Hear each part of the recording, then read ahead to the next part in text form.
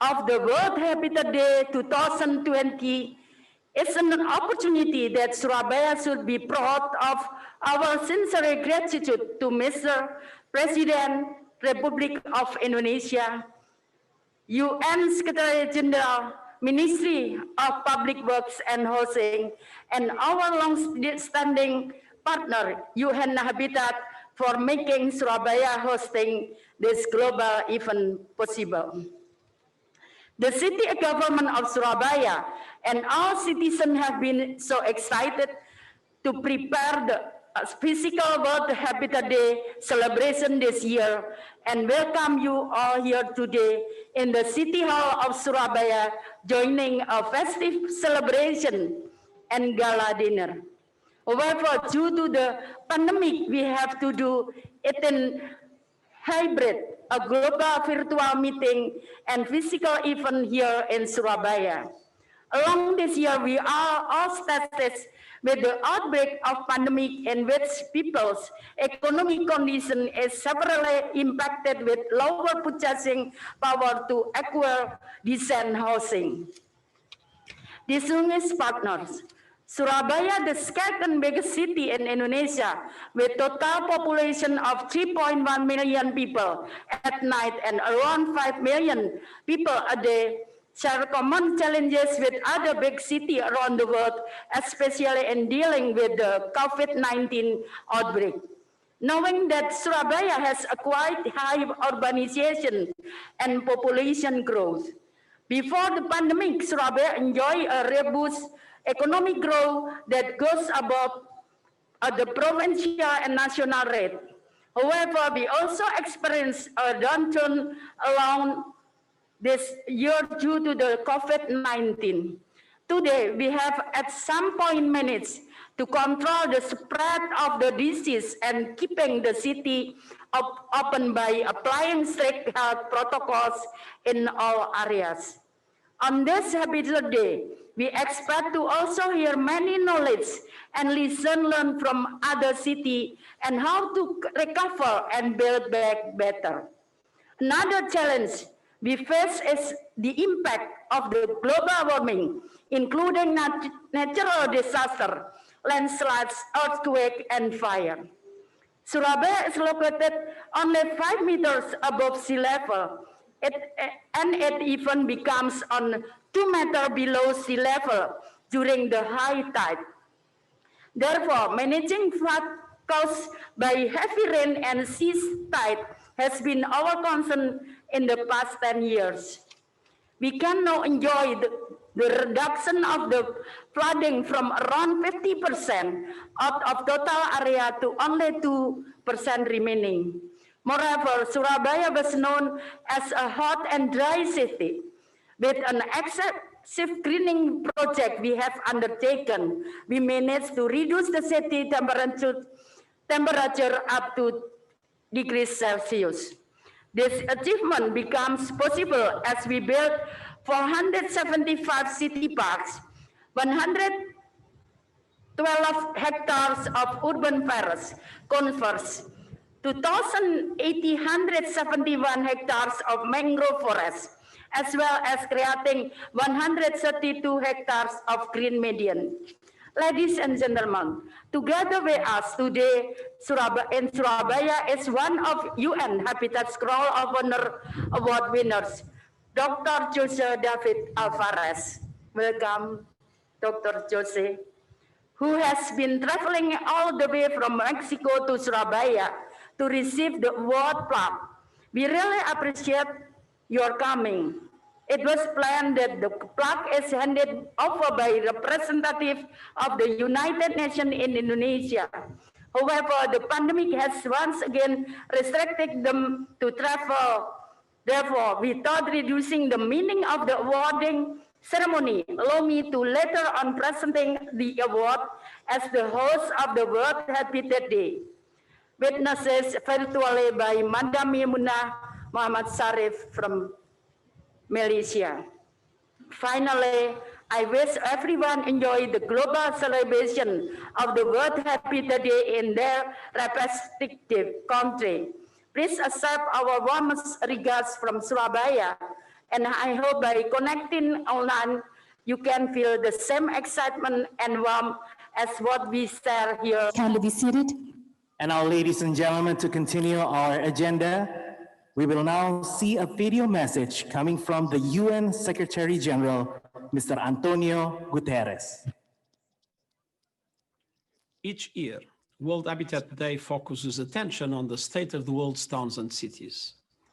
This year's observance highlights the centrality of housing as a driver for sustainable urban development.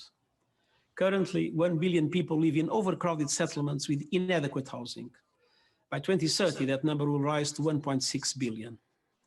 Action is needed now to provide low-income families and vulnerable populations with affordable housing, with security of tenure, and easy access to water, sanitation, transport, and other basic services.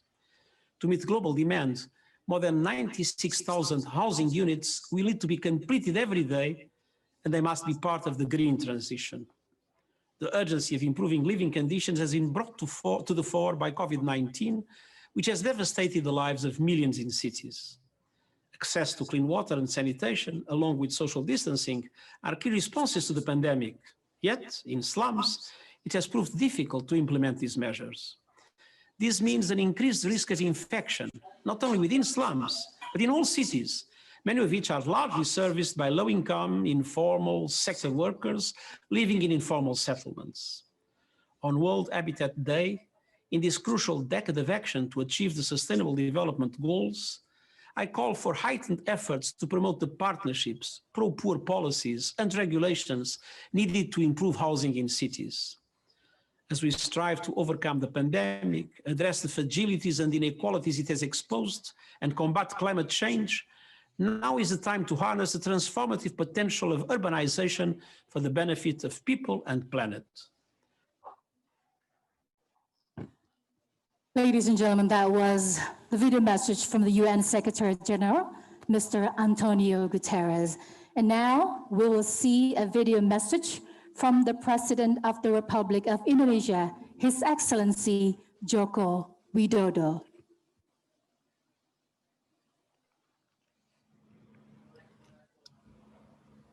Bismillahirrahmanirrahim. Assalamualaikum warahmatullahi wabarakatuh. Salam sejahtera bagi kita semua. Om Swastiastu, Namo Buddhaya, salam kebajikan. Yang saya hormati para Menteri Kabinet Indonesia Maju, yang saya hormati Direktur Eksekutif United Nations Habitat, yang saya hormati Wali Kota Surabaya, yang saya hormati para delegasi internasional dan para pemenang Scroll of Honor Award dan hadirin undangan yang berbahagia. Atas nama pemerintah dan rakyat Indonesia, saya menyampaikan selamat datang kepada seluruh delegasi dan seluruh pemenang Scroll of Honor Award dari berbagai negara. Adalah sebuah kehormatan bagi rakyat Indonesia bahwa kota Surabaya dipercaya sebagai tuan rumah penyelenggara di Global Observance of the World Habitat Day tahun 2020.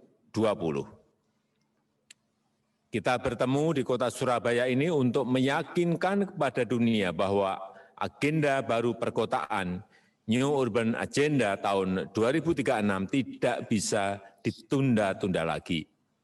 Saat ini 55% penduduk dunia tinggal di perkotaan. Di tahun 2050, jumlahnya diperkirakan meningkat menjadi 68%. Laju peningkatan tertinggi terjadi di benua Asia dan Afrika. Indonesia di tahun 2030 diprediksi memiliki jumlah penduduk hampir 300 juta jiwa. 63,4% tinggal di perkotaan. Karena itulah persoalan penataan perkotaan dan agenda baru perkotaan menjadi sangat penting. Jika tidak disiapkan secara serius, pertumbuhan pesat masyarakat tersebut bisa memicu permasalahan, mulai dari masalah kepadatan dan kemiskinan, masalah lingkungan dan ketersediaan ruang publik, ketersediaan infrastruktur dasar, terutama air bersih dan sanitasi, termasuk masalah perumahan dan berbagai masalah perkotaan lainnya. Namun, jika kita tangani dengan baik, saya berkeyakinan bahwa urbanisasi dapat menjadi peluang yang luar biasa bagi kemajuan bangsa, bisa menjadi pusat kreativitas dan inovasi, bisa memacu pertumbuhan ekonomi, serta meningkatkan kualitas hidup dan kesejahteraan warganya. Hadirin yang saya hormati, tema Housing for All, a Better Urban Future merupakan agenda yang tepat untuk kita semua, untuk seluruh dunia, bahwa rumah adalah kebutuhan dasar semua orang di seluruh dunia, bahwa rumah akan memperkuat keluarga sebagai pilar utama kekuatan bangsa, dan rumah merupakan benteng pertahanan pertama melawan berbagai risiko kesehatan, termasuk pandemi COVID-19. Pemerintah Indonesia berupaya keras agar setiap warga negara dapat menempati rumah layak huni. Dan sejak tahun 2015 telah dilaksanakan program 1 juta rumah. Target pembangunan 1 juta unit rumah per tahun sudah berhasil dilampaui pada tahun 2018 dengan fokus pada masyarakat berpenghasilan rendah. Kami terus mengembangkan inovasi pembiayaan untuk meningkatkan akses rumah bagi masyarakat berpenghasilan rendah, partisipasi swasta, partisipasi masyarakat, dan partisipasi lembaga keuangan terus kita dorong. Pelaksanaan Undang-Undang Tabungan Perumahan Rakyat atau TAPERA yang memberikan jaminan ketersediaan sumber dana jangka panjang dan berkelanjutan terus kita jaga, serta keterbukaan informasi dan kemudahan komunikasi terus kita kembangkan untuk memudahkan akses rumah bagi masyarakat berpenghasilan rendah. Pemerintah Indonesia juga memberikan perhatian serius pada peningkatan kualitas kampung kumuh, program perbaikan kampung atau Kampung Improvement Program, dan program Kotaku, Kota Tanpa Kumuh, menitik perhatian pada kolaborasi antara pemerintah, pemerintah daerah, swasta, dan masyarakat dalam menyediakan pelayanan dasar seperti air bersih dan sanitasi yang layak. Hadirin sekalian yang saya hormati, saat ini Indonesia seperti negara-negara lain di dunia sedang menangani penyebaran COVID-19. Kami menjadikan pandemi ini sebagai pembelajaran untuk membangun perkotaan yang tangguh di masa depan. Kekuatan komunitas berbasis rukun tetangga dan rukun warga kita aktifkan untuk pemantauan penyebaran pandemi, membangun basis data penularan dan dukungan terhadap isolasi mandiri, dan membantu penyaluran jaring perlindungan sosial kepada warga terdampak. Selama pandemi, kami menyalurkan berbagai skema bantuan sosial seperti paket sembako, bantuan sosial tunai, subsidi listrik, subsidi gaji, bansos produktif, kartu prakerja, dan padat karya tunai. Pandemi COVID juga menjadi momentum pembelajaran dan refleksi untuk merancang kebijakan perencanaan dan pengelolaan perkotaan yang inklusif dan berkeadilan. Meningkatkan ketangguhan dalam menghadapi bencana alam maupun bencana non-alam, termasuk ketangguhan terhadap wabah penyakit. Saya sangat berharap peringatan Hari Habitat Dunia tahun 2020 ini dapat dimanfaatkan untuk saling berbagi gagasan, bertukar pengetahuan, keahlian dan pengalaman, menjalin kerjasama dan memperkuat kolaborasi untuk meningkatkan ketangguhan kota menghadapi pandemi dan bencana alam lainnya. Terima kasih saya sampaikan, selamat memperingati Hari Habitat Dunia tahun 2020. Terima kasih. Wassalamualaikum warahmatullahi wabarakatuh.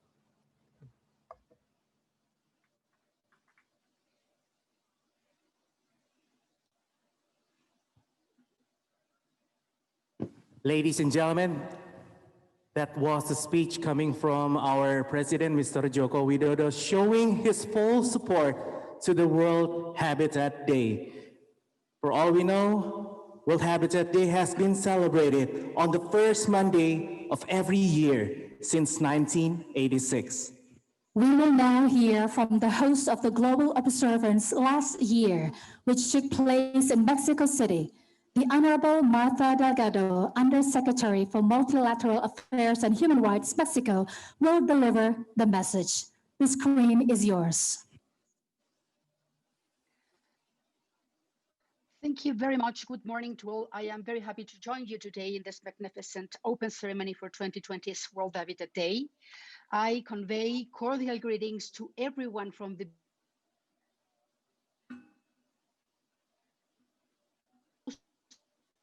last year World Habitat Day. I wish that all of you and your close ones have remained safe and healthy in the of pandemic. I would like to start by thanking Executive Sharif and all the authorities of Indonesia for coordinating this important event and for your leadership on urban excellence and innovation. I am grateful for the opportunity to address all of day devoted to holding a dialogue, observing and reflecting on one of the most valuable things to every one of us, which is our homes. Based on this, I was extremely happy when I found year's World Habitat Day would focus on housing for all, a better urban future. Being a human right, housing is a catalyst for sustainability and equality, as it contributes to an holistic development of communities. Well-managed housing can enhance social cohesion and community integration. And this year has proven the deep importance of ensuring inclusive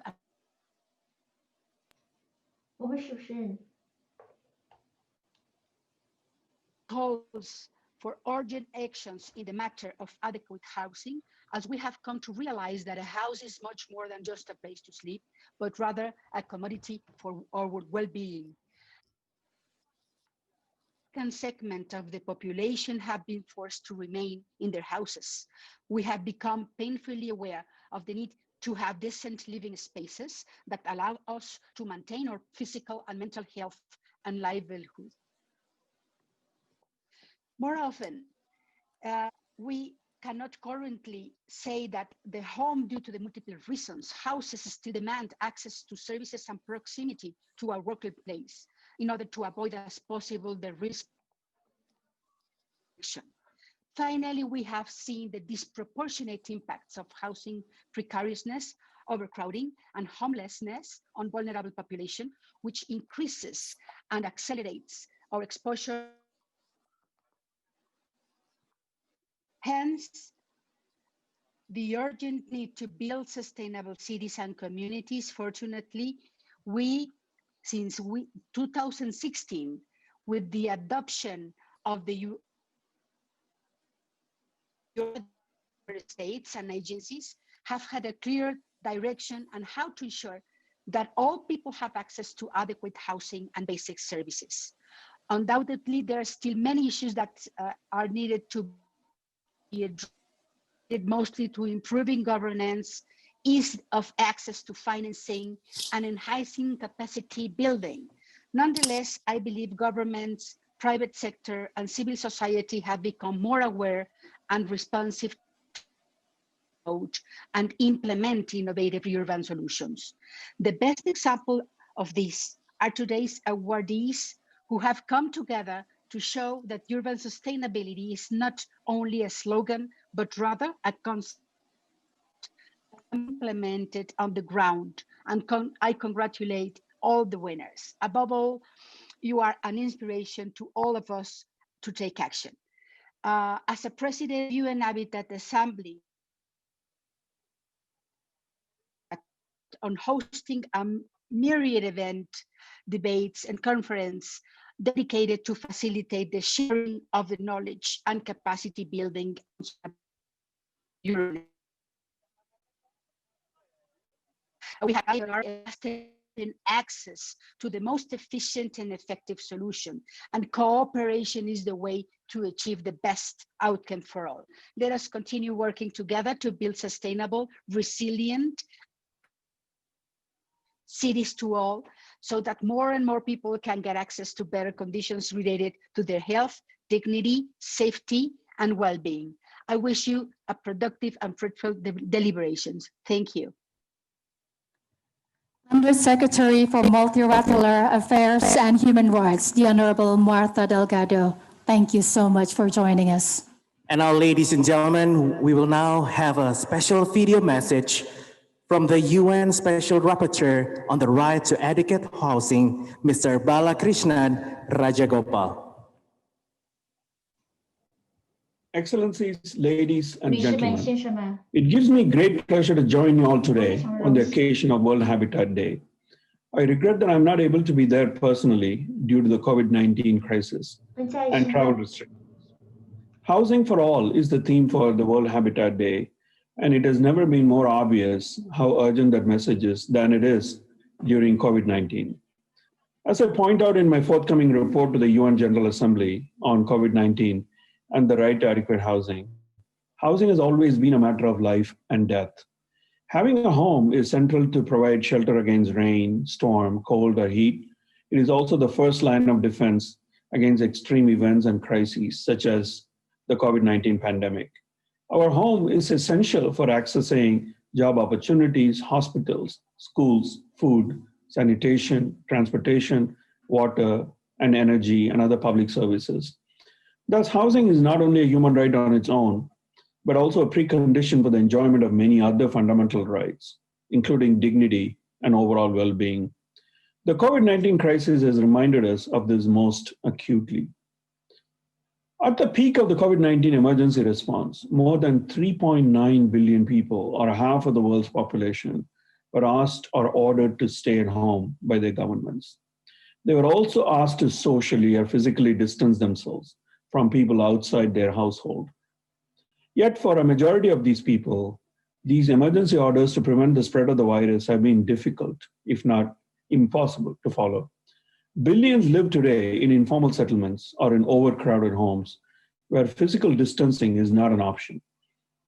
A massive eviction crisis looms large for renters, while many millions of refugees and internally displaced people, as well as millions of people who are in situations of homelessness, do not have a place to call their home. Forced evictions have continued, if not accelerated, during the pandemic in too many countries, exposing vulnerable groups to higher risks of contacting the virus.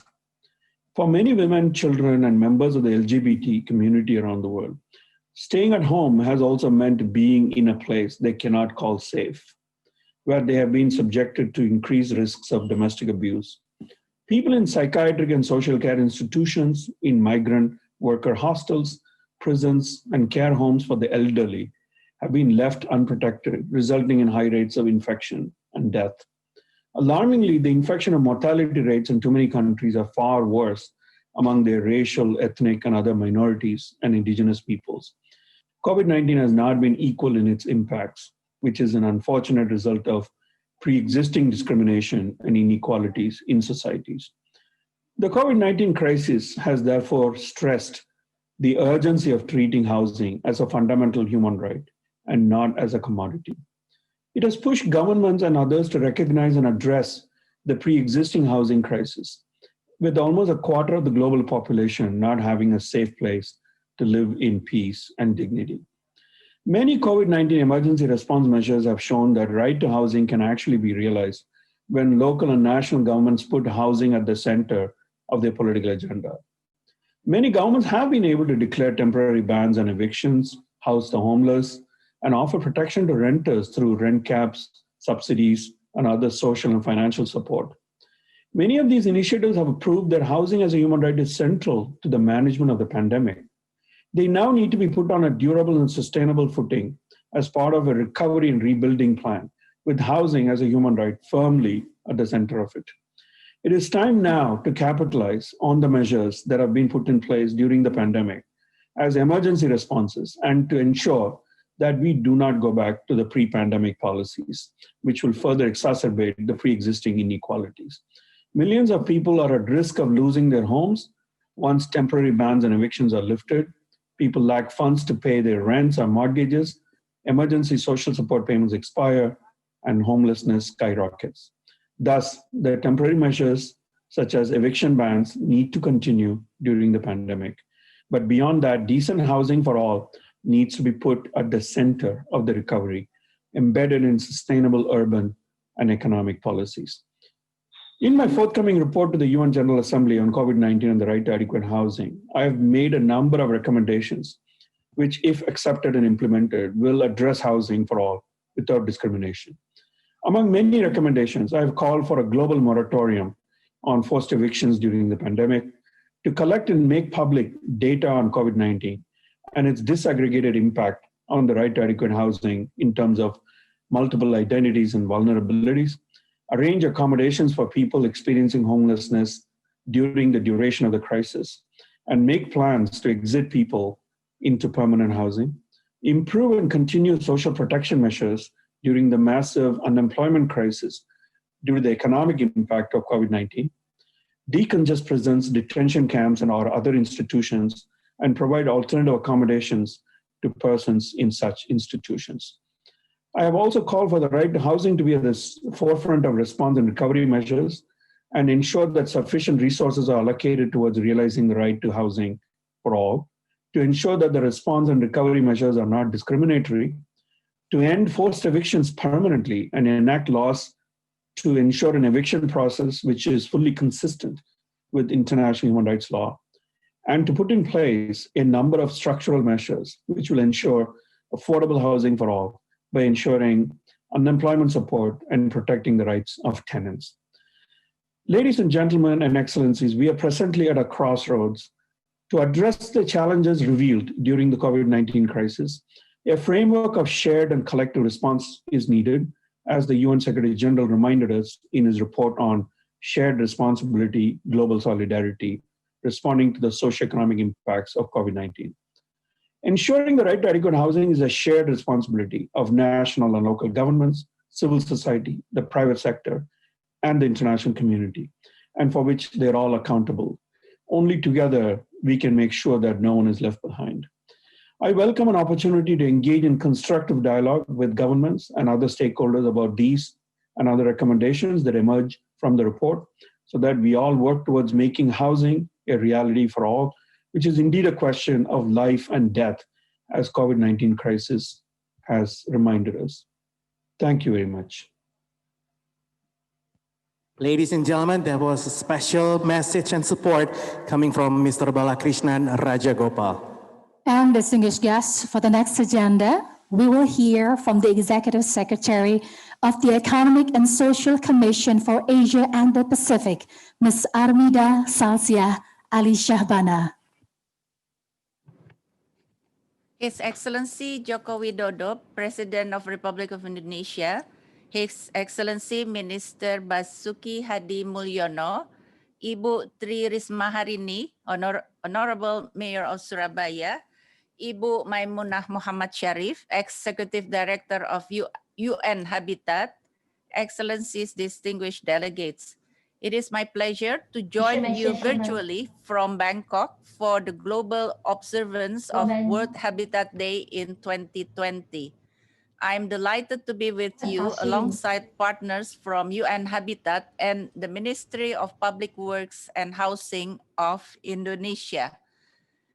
These are partnerships we value greatly at ESCAP, not only to make this annual commemoration possible, but to give our collective work the breadth and depth needed to shape practical policy solutions for sustainable cities and human settlements in the region. As emphasized by the UN Secretary General in his recent policy brief, COVID-19 in an urban world, urban solutions are vital as countries respond to and recover from the pandemic. In line with local imperatives for COVID-19 recovery, Cities play an essential role in delivering the 2030 Agenda for Sustainable Development. As highlighted in the ESCAP UN Habitat, Future of Asian and Pacific Cities Report 2019 was a historical moment when the region's population became majority urban. We are now home to 60% of the world's urban population. So how cities recover is critical to the well-being and livelihoods of more than 2.3 billion people. And another 1.3 billion people will live in Asian and Pacific cities by 2050. That is the equivalent of adding 4 Tokyo-sized cities every year. Excellencies, distinguished delegates, the theme for this year is Housing for All, a Better Urban Future. Especially in the aftermath of the pandemic, we must ensure that this ambition is achieved. Adequate shelter and housing for all is essential if we are to build resilient and inclusive cities. Let us remember that the global urban housing crisis forces around 1 billion people, or 24% of the world's urban population, to reside in slums and informal settlements, and more than a quarter live in Asia and Pacific. Exacerbating the impact of pandemics such as COVID-19, the urban poor with limited or no income during lockdowns in many countries face the risk of eviction, while overcrowding in low-quality housing increases the risk of rapid transmission.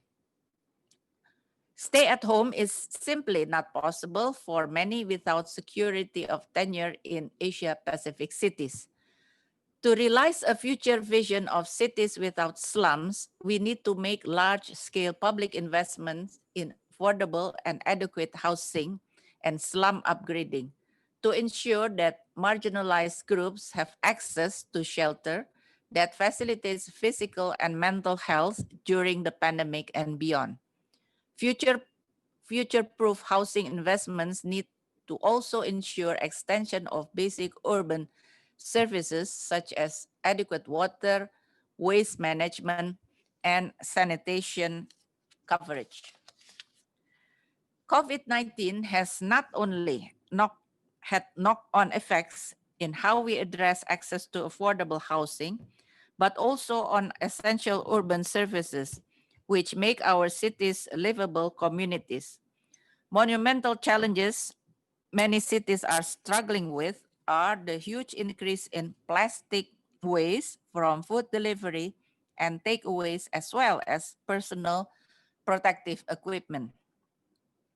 In this light, it is imperative that I revisit with you the progress in implementing the 2019 call of World Habitat Day, that was last year, which focused on the theme of frontier technologies as an innovative tool to transform waste to wealth. Every year, about 8 million tons of plastic materials enter our oceans.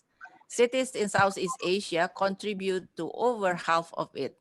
Much of this is used for around 10 minutes and take up to a millennium to degrade in the environment if uncollected. Indonesia was estimated to be the world's second largest contributor of plastic pollutant in the oceans after China, but has taken action and committed to reduce ocean-bound plastic waste by 70% by 2025 by reducing usage, increasing recycling, and raising public awareness. Urban areas produce more waste than rural areas, and Asian cities are on the front line as they are forecasted to generate about 1.8 billion tons of waste in 2025. The plastic waste most likely to enter the oceans is generated by populations living within 50 kilometers of the coast. If no transformational solutions are implemented, the amount of plastic debris entering the ocean could triple within 3 decades. We need to support cities in their war on waste, especially now with the increase in plastic use from COVID-19. To tackle this problem, ESCAP, supported by the government of Japan following the G20 Osaka Blue Ocean Vision, and ASEAN are undertaking an innovative project named Closing the Loop to mobilize local and regional governments towards action on plastic waste. Closing the Loop promotes moving from a linear economy to a circular economy when it comes to plastics, which are too valuable to waste and too harmful to our marine ecosystems. This is even more important now with the effects of COVID-19. The Closing the Loop project takes an innovation-led, solution-based approach to leverage space application in a new digital tool to help local and regional governments monitor and visualize plastic waste leakages and to map waste hotspots. By applying smart city solutions such as these, we can help cities identify and eliminate plastic pollution hotspots in a cost-effective manner. 4 pilot cities from ASEAN joined the project. One of them is our host today, Surabaya, Indonesia, alongside Kuala Lumpur in Malaysia, Nakhon Si Thammarat in Thailand, and Da Nang in Vietnam. Surabaya has an ambitious target of becoming free of plastic waste by next year.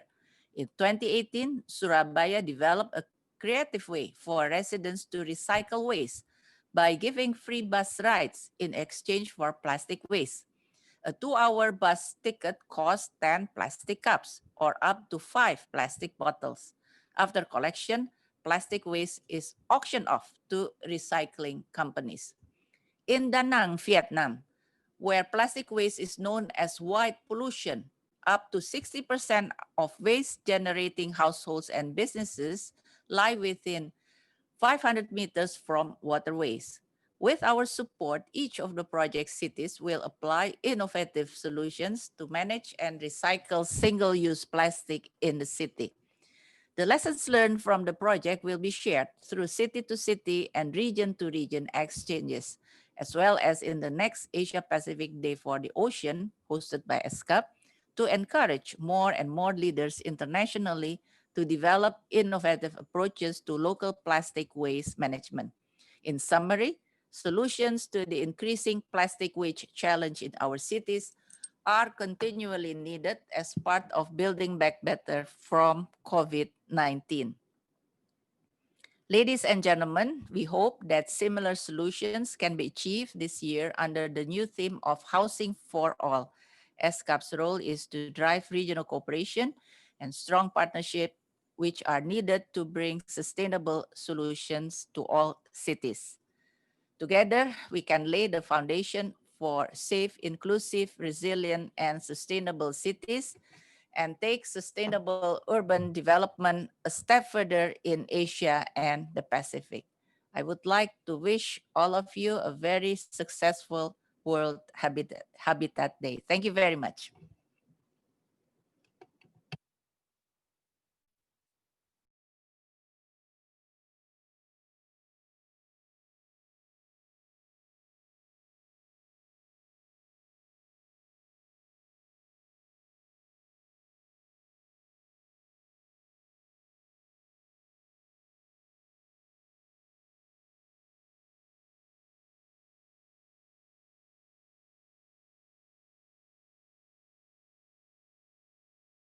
A week of World Habitat Day. We will speak to the Minister of Housing and Urban Development, the Honorable Celestine Quecha Cortez. The screen is yours.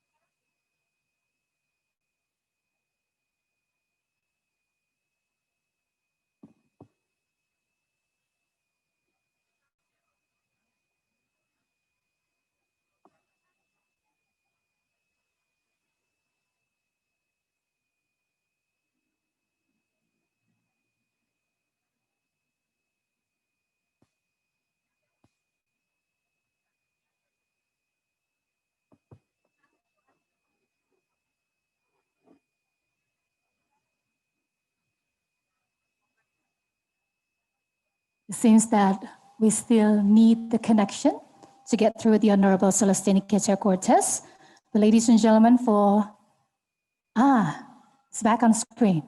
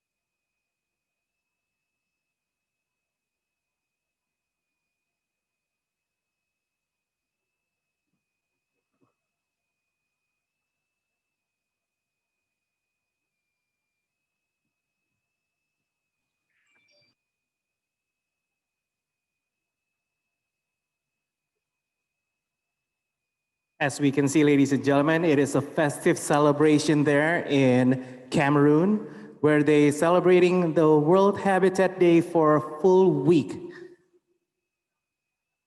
And this is live from Cameroon. Yeah?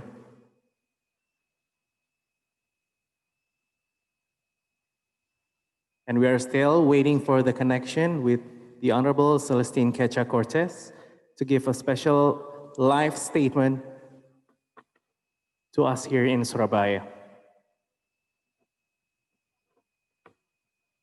Okay, seems that we have to move to the next agenda, ladies and gentlemen. And now we will hear about the celebrations in Egypt from Ms. Rania Heria, head of UN Habitat Egypt program. The screen is yours. Good morning, good afternoon, and good evening, ladies and gentlemen and colleagues from all over the world. It is our pleasure that we join on such a special day from Cairo, Egypt, where we observe the stressing importance of the theme of this year's World Habitat Day, Housing for All. With the ongoing challenges faced by a number of local communities and authorities as a result of COVID-19, the pandemic that we're all facing, especially for those who don't have access to adequate housing, it was really important that we keep housing at the center of the development agenda. In this context, the Egyptian Ministry of Housing, Utilities and Urban Development has been working very closely with UN Habitat Egypt to ensure accelerating its progress towards achieving the right to housing and adequate standards of living for all. Today in the morning, we were very proud to see the results of so many years of preparation and consultations as Egypt launched its national housing strategy, guided by the UN Habitat Global Housing Strategy, guided by human rights recommendations and national visions and strategies.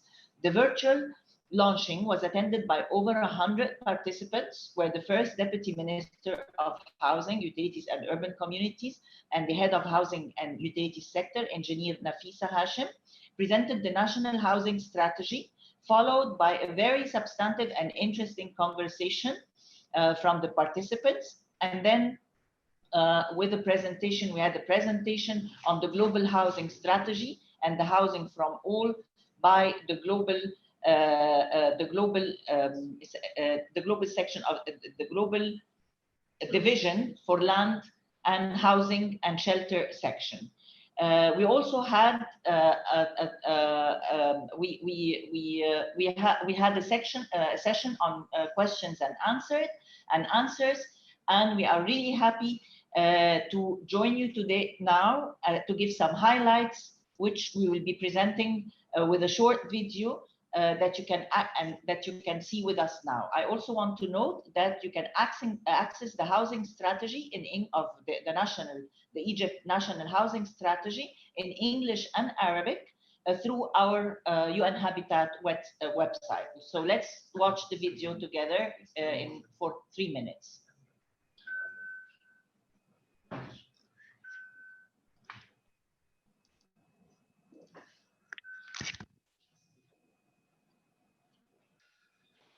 The event started today with welcoming of Engineer Nafisa Hashim, the head of the housing sector and the housing and utilities sector in the Ministry of Housing, Utilities and Urban Communities in Egypt.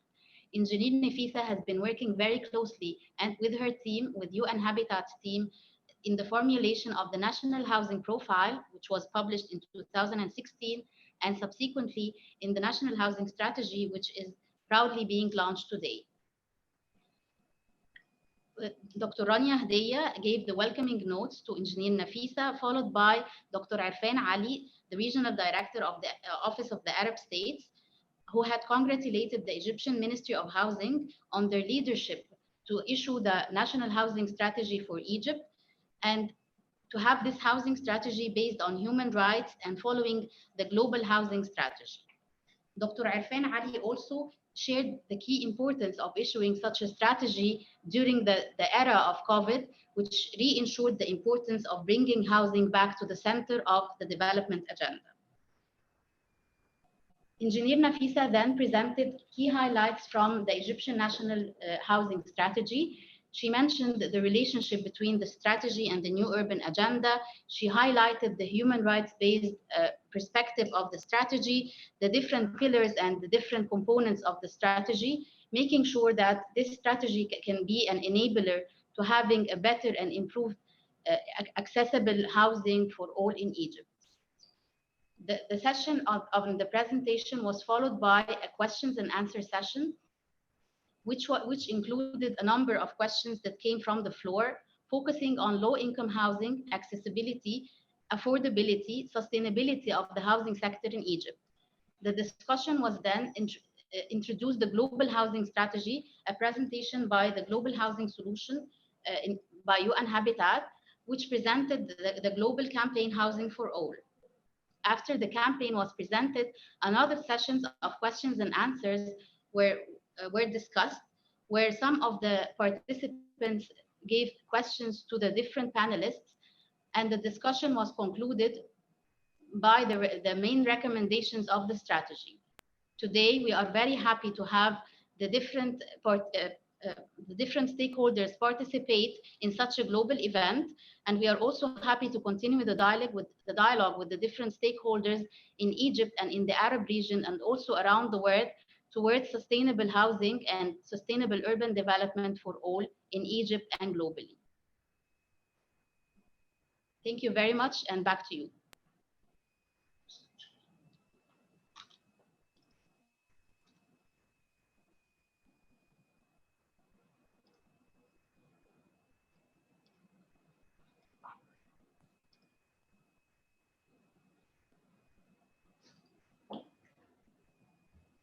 Thank you so much for following the video with us, and back to you.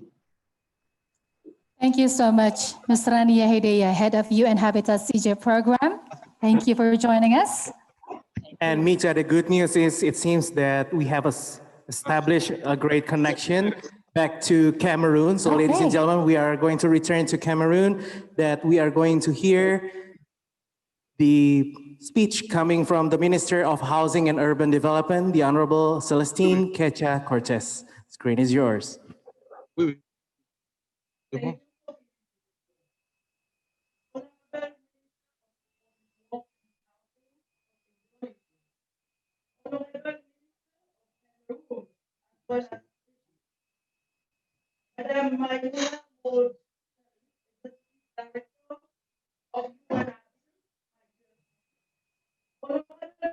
Mayor of it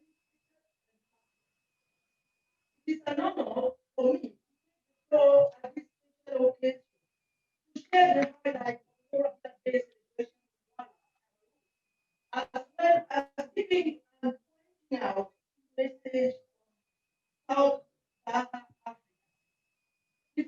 hear my remarks, I would like to acknowledge and thank the President of African Union, the President of the Specialized Technical Committee on Housing and Urban Development of the AU, and the Ministry of Infrastructure, Equipment, Social Housing, the Economic Commission of the United Nations, and the Deputy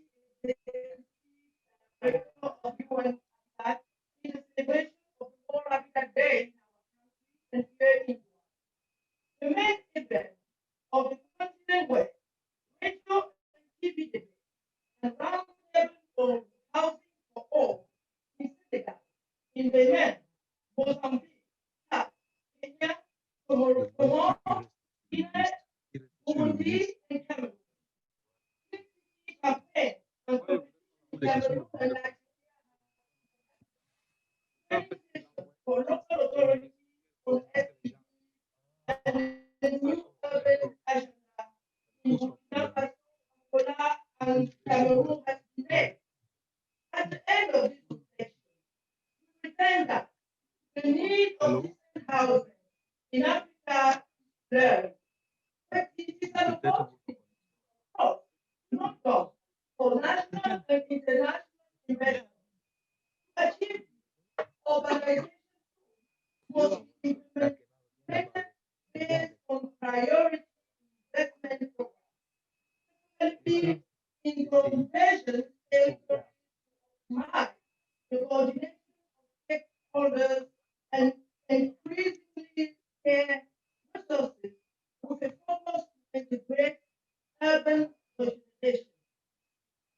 It is at this level that UN Habitat responsibility, namely to support the design and implementation of contextualized approach to real estate development and to reduce the housing deficit or housing backlog.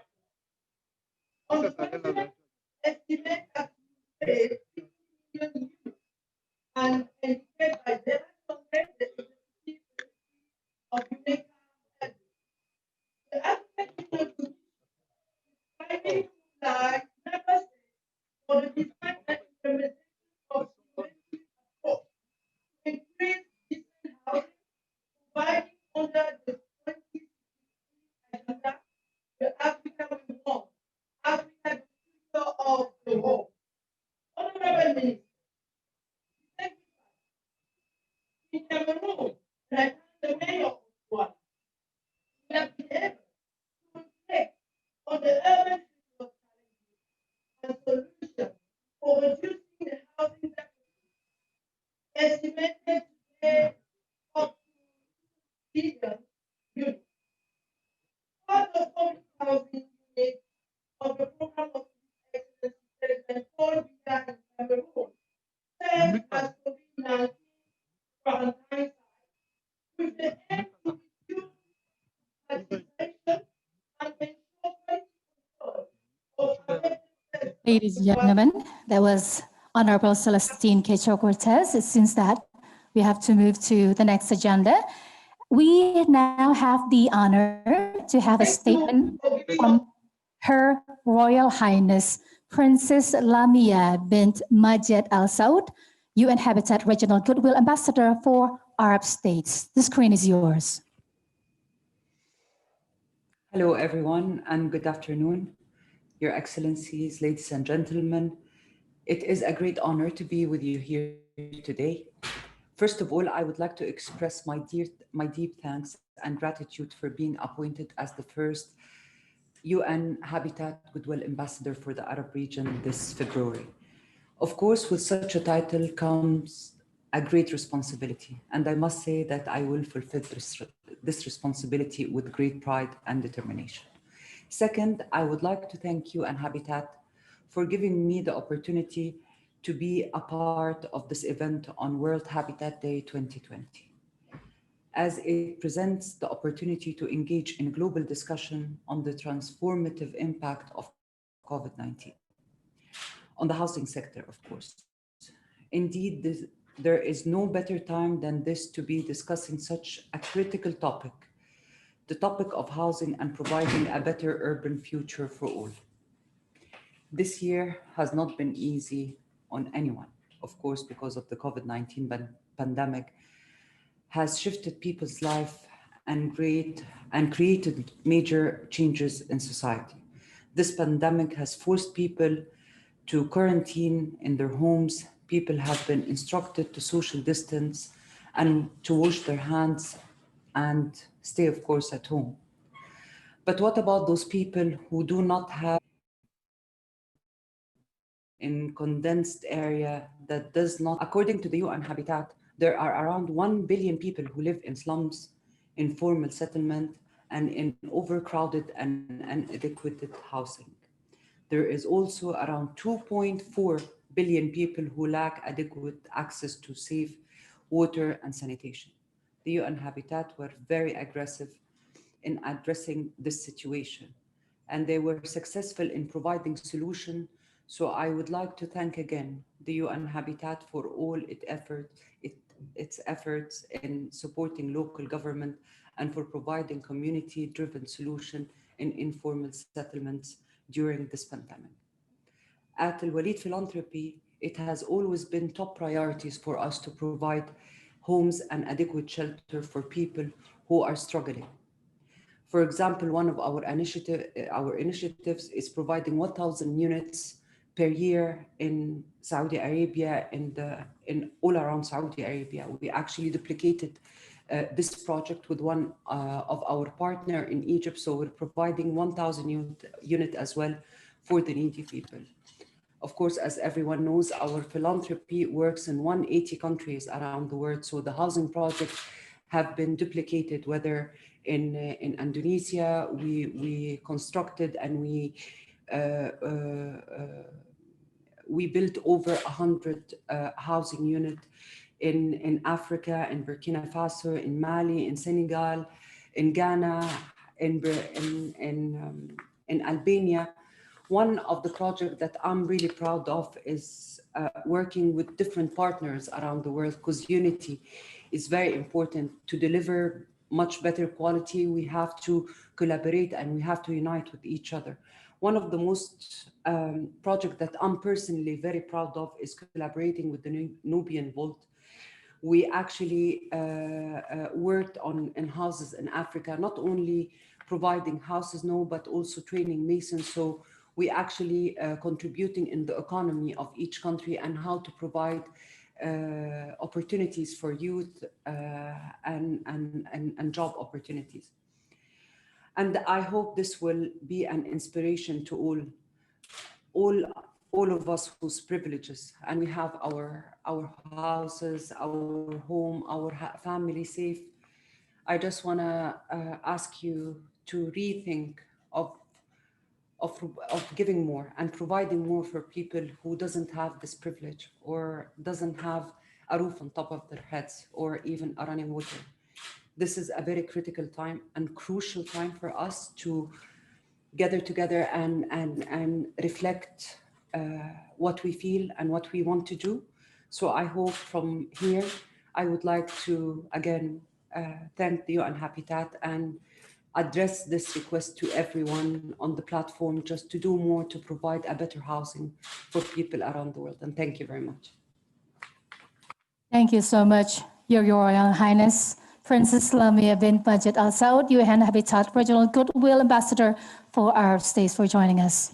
And now, ladies and gentlemen, we will now hear from the Executive Director of UN Habitat, Ms. Maimuna Muhammad Sharif, who is now live in Subang Jaya, Malaysia.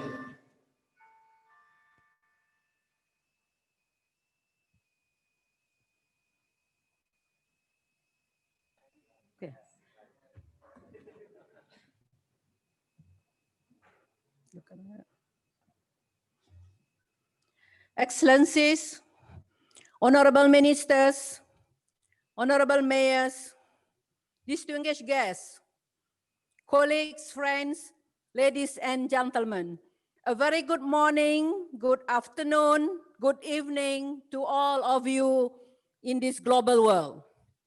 It is my pleasure to officially launch the Urban Agenda platform, and particularly association with Subang Jaya and Surabaya, which is a true home of new urban agenda.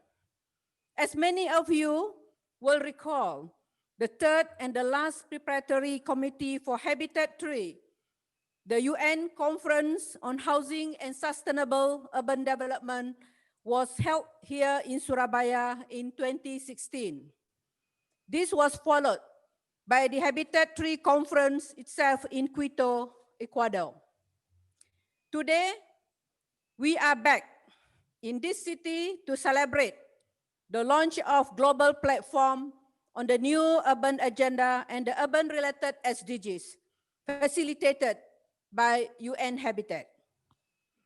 The new urban agenda provides us with the opportunity to collectively reflect and to share progress on what has been done since 2016 by governments and all other stakeholders. It is the space for member states to share their voluntary reports on progress in the implementations on the new urban agenda, and for all stakeholders to share what they are doing and to make commitment and also to committed action moving forward. These include a repository of best practices, data, resources online training materials, and others. We will be seeking new ways to closely align the deliberations at the World Urban Forum every 2 years with the updates that we have available on the Urban Agenda platform. This platform is part of the declared action at the 10th World Urban Forum in Abu Dhabi. I am glad that we are now able to fulfill our commitment to make it available to all stakeholders.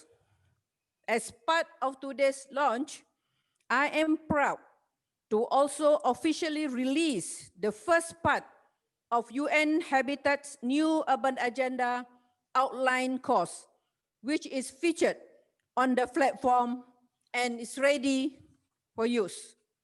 Ladies and gentlemen, the new urban agenda platform would not be possible without the many consultants and support and many consultation with others, which we had over the last year from different partners. And I would like to extend my deep appreciation to all of you for all your support. Let us use this momentum. Let us build on this and new partnership to make the new urban agenda platform relevant and effective space to nurture all the information needed for sustainable cities and to become a reality for all. I hereby declare the new urban agenda platform is officially launched.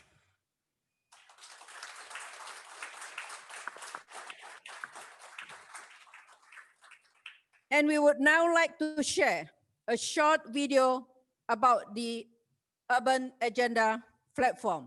Please.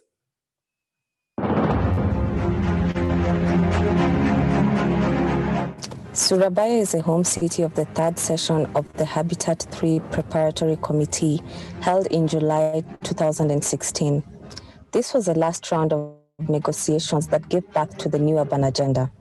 More than 5,000 government and civil society representatives from 160 countries met in Indonesia to negotiate how to shape urbanization processes in the next 2 decades. A few months later, world leaders met at the Habitat 3 conference in Quito, Ecuador, for the United Nations Forum on Housing and Urban Development to adopt the new urban agenda. An action-oriented document, the new urban agenda presents a shared vision for a better and more sustainable urban future. The global agenda provides a roadmap on how urbanization and city governance can be drivers of change and achieve the sustainable development goals. 4 years later, Again, in Surabaya, UN Habitat is launching a global platform. The platform will enable governments and stakeholders to report progress, share ongoing and new actions being taken, learn and inform through best practices, online learning and resources, and engage in urban forums. This is the Urban Agenda platform. The platform provides a virtual space for all stakeholders to share their experiences, progress, and plans to inspire new ideas in our work towards sustainable development. Surabaya deals with the very urban development challenges that are discussed in the new urban agenda. These are the provision of decent housing and basic services for all, the creation of inclusive urban economies, the extension of public transport, and the overarching vision of a green, sustainable, and people-centered city. Through encouraging evidence-based policy making and easy access to information, ranging from data to personal stories, we will take the most effective measures for a better urban world in our cities and communities. You can take action today to contribute to the implementation of the new urban agenda and achieve the sustainable development goals. Visit the urbanagendaplatform.org to find out more.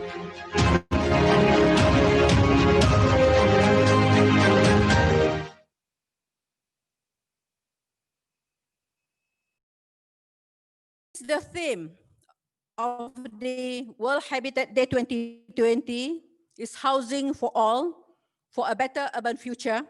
It is my pleasure now to launch the 5-week Housing for All campaign today.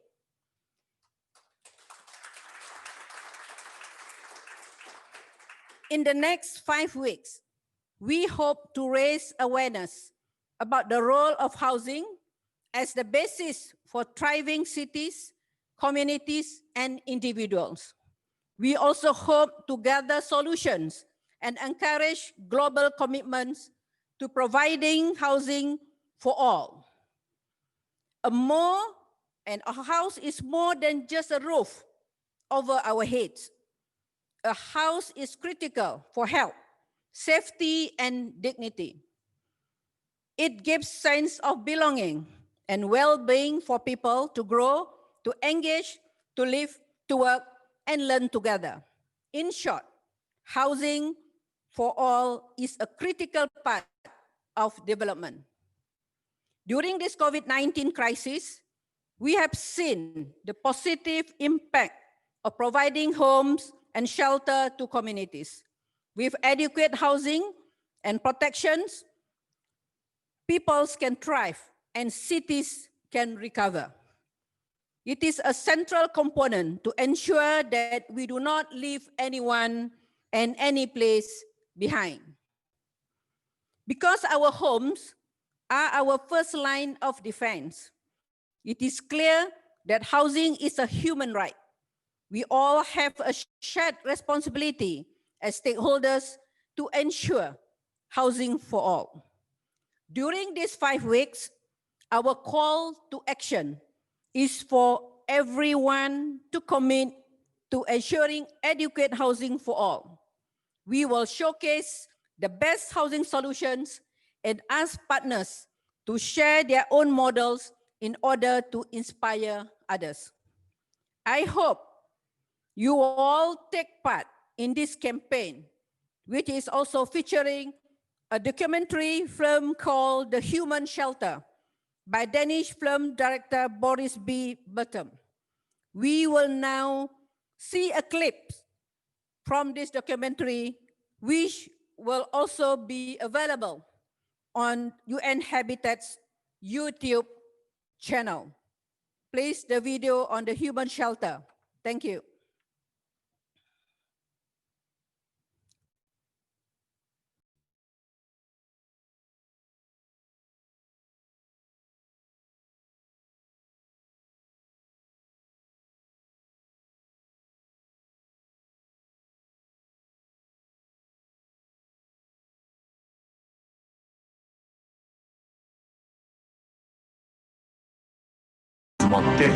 でみんなでそのなんていうか気持ちよく楽しく暮らせる家を作ろうっていうことで。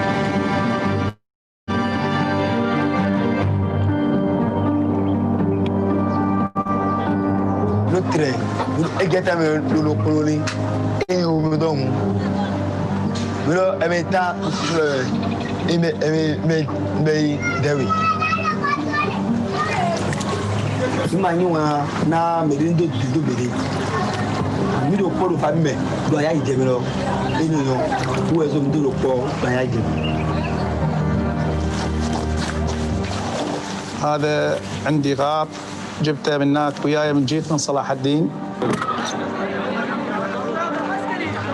وبحث في هذا المخيم وأن نجيت أنا وعائلتي من الموت في هذا المنطقة.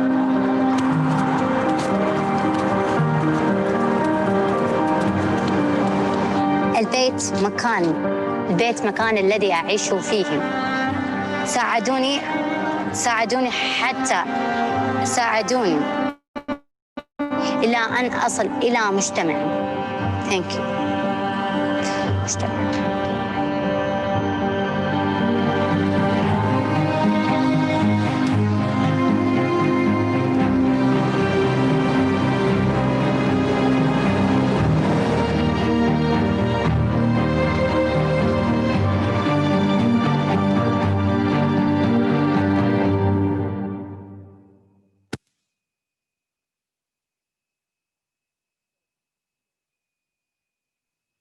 Now, I'm going to deliver my statement as an Executive Director of UN Habitat for the World Habitat Day 2020.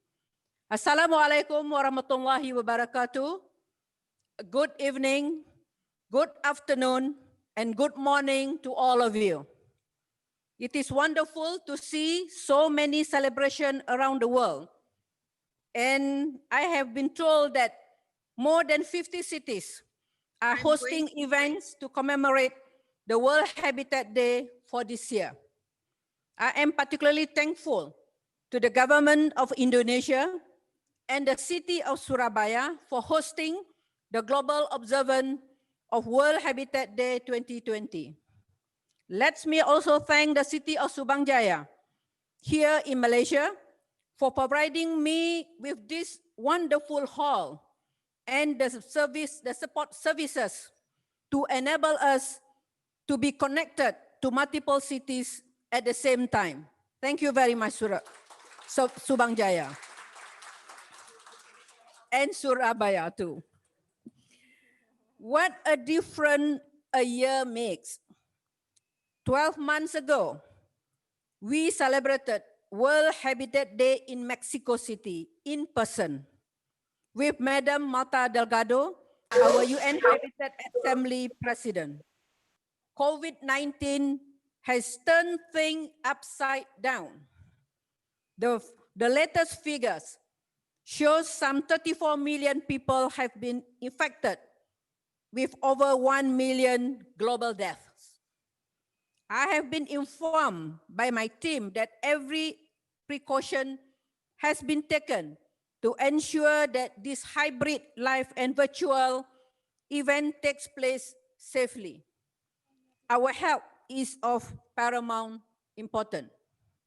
Ladies and gentlemen, every year, World Habitat Day presents to all of us an opportunity to reflect on the state of the world cities, town, and human settlement. We take stock of our efforts to ensure no one and no place is left behind. We also come together to figure out a way to progress better together. 2020 presents us with a major challenge. On all fronts, our collective aspiration to meet the 2030 SDG targets have been pushed back by COVID-19. We estimate millions to fall into poverty as lockdowns impact on our socio-economic progress. The pandemic also gives rise to an economic depression not seen before since World War II. At UN Habitat, as the penholder to the Secretary General policy brief on COVID-19 in an urban world, We sprang into action very early. Since 15 March, we have been collaborating with more than 1,000 cities, with all our 193 member states, providing them guidance on how to cope with the socio-economic impacts of the pandemic. With 95% of the confirmed cases of COVID-19 happening in cities and urban areas, it is very clear that we need collective and multilateral efforts if human settlements are to recover from this global crisis. It is critical, in this critical moment like now, that we look deep into ourselves and return to basics. For us at UN Habitat, the pandemic highlighted our core mandate, which is adequate shelter for all. Hence, this year, a World Habitat Day theme is Housing for All, a Better Urban Future. Ladies and gentlemen, we have been told that the best advice to keep safe from COVID-19 is to keep social distance, wash our hands, and stay at home. As those on the front line, you know that these simple measures are impossible to many. There are an estimated 1.8 billion people living in slum and informal settlements. There are inadequate housing and have no access to basic services. Even in developed countries, there are still millions who are homeless.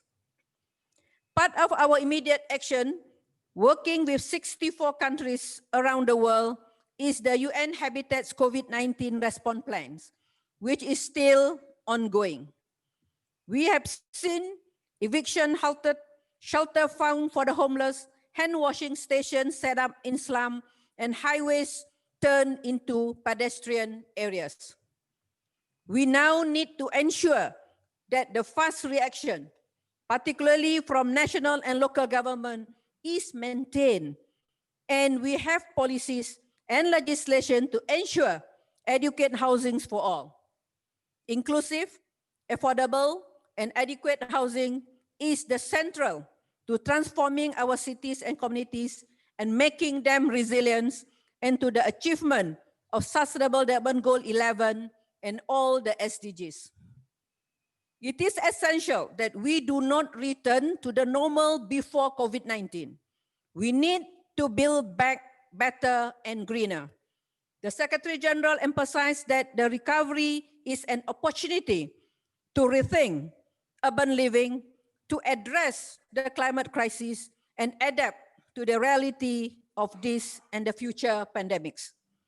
We now have 10 years left to achieve the ambitious Sustainable Development Goals, and right now, the achievement of the SDG may seem far away, but yet, I believe we can reach these goals eventually, and the key is our cities and communities. Honorable Ministers, Excellencies, ladies and gentlemen, we have come a long way since the creation of the United Nations 70 years ago.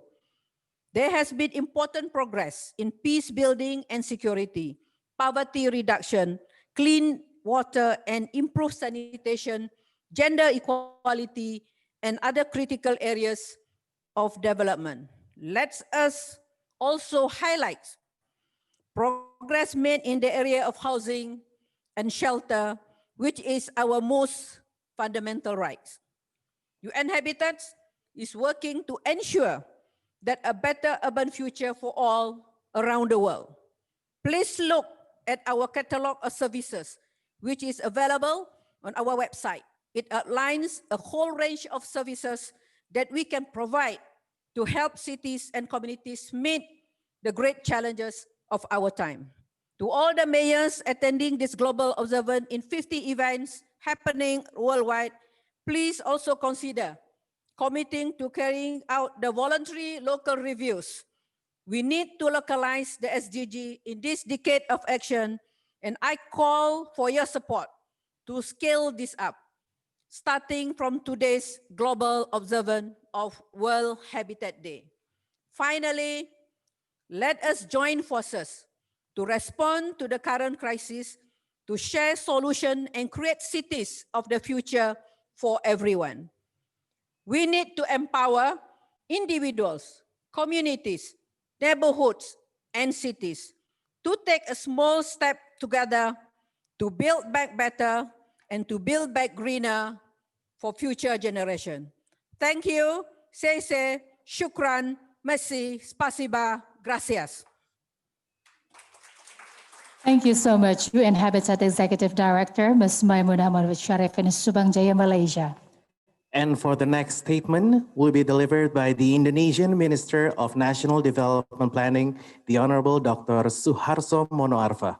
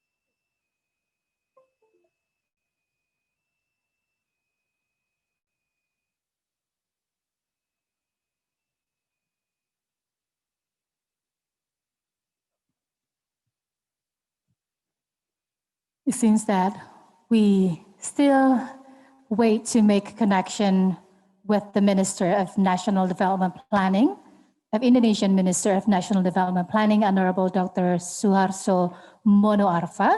But ladies and gentlemen, please stay around up until the event is over because we will announce also the 2020 Scroll of Honor Awards. So it's going to be very exciting for all of us. Meanwhile, we are still waiting for the connection for the statement coming from the Indonesian Minister of National Development Planning.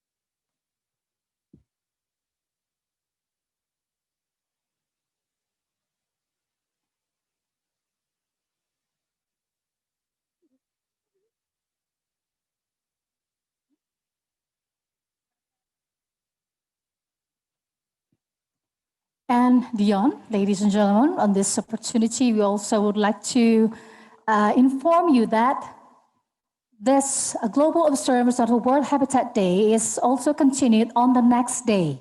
So tomorrow will be a 3 high-level roundtables discussions, and I believe this is going to be very fruitful to all of us.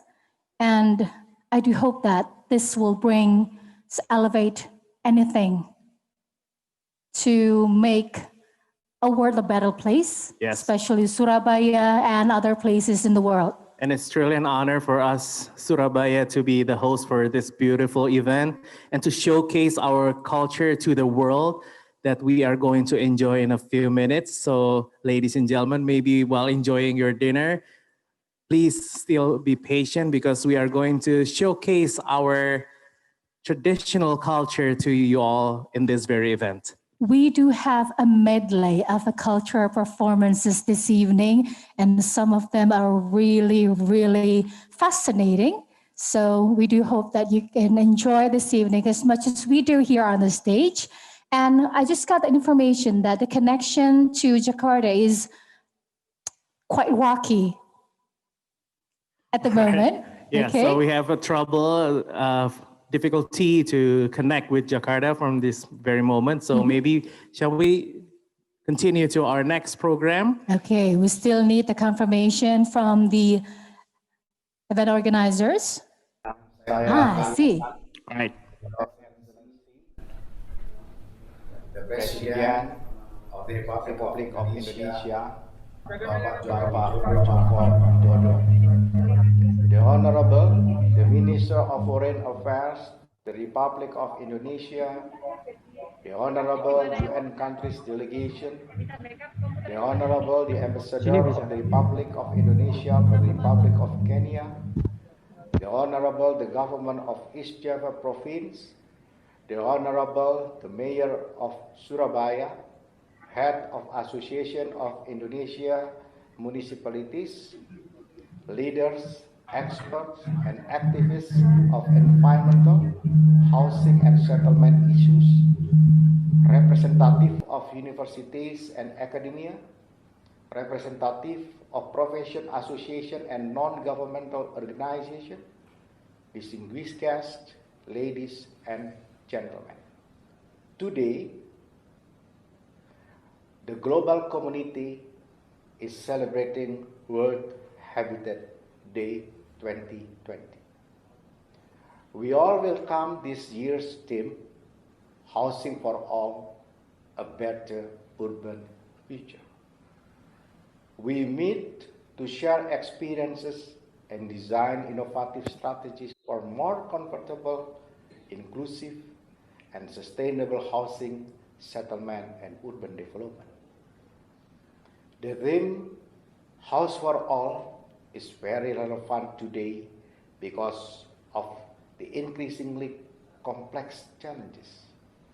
One of those challenges is the COVID-19 pandemic that has hit the entire world. These days, the world community rises to fight this pandemic. With a global partnership, we seek to provide a vaccine for the safety of the global population. We all realize that housing is an important essential need and precondition for properly accessing other basic needs such as education and health. A house is not just a physical building but also a cultural nursery and a basis for human resource development. Currently, the house is a place of protection from the spread of COVID-19 and is the center of community activities such as work from home and school from home. All activities now from home. Today, more than half of Indonesian population live in cities, urban area, even metropolitan. To consider this context, Indonesia has accommodated new urban agenda platform and the principles of sustained development goals into national city policy planning. Since 2017, President of Indonesia, Bapak Joko Widodo, has launched the acceleration of implementation of SDGs. The Indonesian government strongly supports today's theme, Housing for All, in national planning in Indonesia.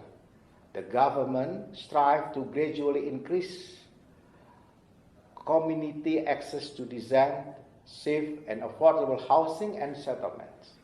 We put down 3 strategies, namely the demand side, the supply side, and the enabling environment. A number of steps includes 1. Expansion of housing finance facilities, especially for lower middle income people and building housed independently. Number 2, housing subsidy reform that is more efficient and targeted. Number 3, developing services for the public housing savings agency. Number 4, increasing the provision of housing that meet building reliability standard and is integrated with basic housing infrastructure, including the public urban rejuvenation inclusively in the context of realizing cities without slum settlement. In particular, the government of Indonesia pays attention to the sustainable handling of slum areas. This revitalization includes slum upgrading activities using the vertical land consolidation approach based on regional arrangement and renovation without displacing them. We encourage a comprehensive arrangement of slum area, integrated and participative urban regeneration. Apart from dealing with slum settlements, is also at the same time providing housing supply capacity in urban area. In line with the principles of the national urban policy, currently Indonesia is designing a sustainable urban policy 2045. In this design, we consider the global megatrend factor, significant future demographic changes, as well as equitable development across regions in Indonesia. We design balanced, inclusive, advanced, green, and cultural urban system, which is supported by good urban governance, including a digital transformation strategy. Indonesia has raised good lessons from various local, city, and district government in managing cities that are livable, inclusive, and sustainable. One of them is the city of Surabaya, with increasingly complex challenges, innovative, participatory, collaborative, and breakthrough strategy are needed. Housing for all is the responsibility of all us. Every citizen has the right and opportunity to obtain decent services in the aspect of housing and settlement, as well as urban area.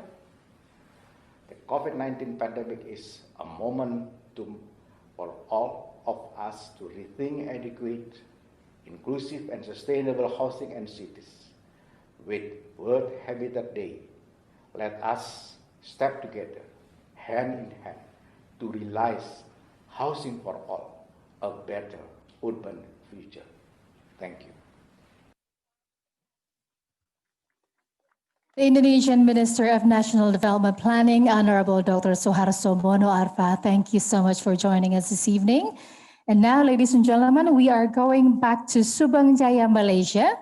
I would like to invite back to the podium once again the UN Habitat Executive Director, Ms. Maimunah Muhammad Sharif, to do the awarding of the Scroll of Honor. The screen is yours.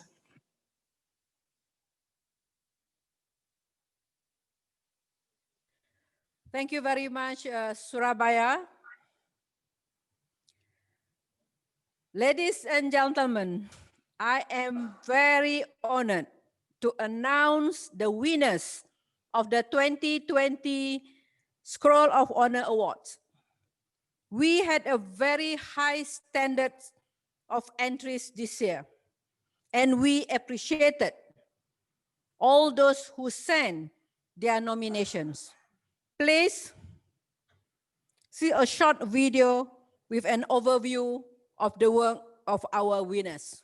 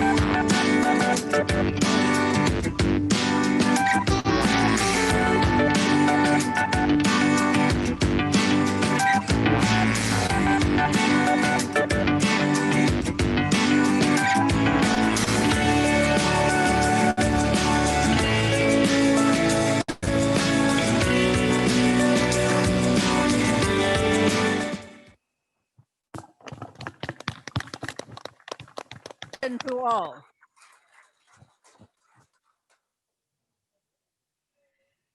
The first of the 5 winners is the Ministry of Housing and Cities of Colombia. The award is for the leadership in the development of an urban policy that promotes sustainable housing and cities, putting housing at the center. We can now see a video of some of the work carried out by the ministry. Please.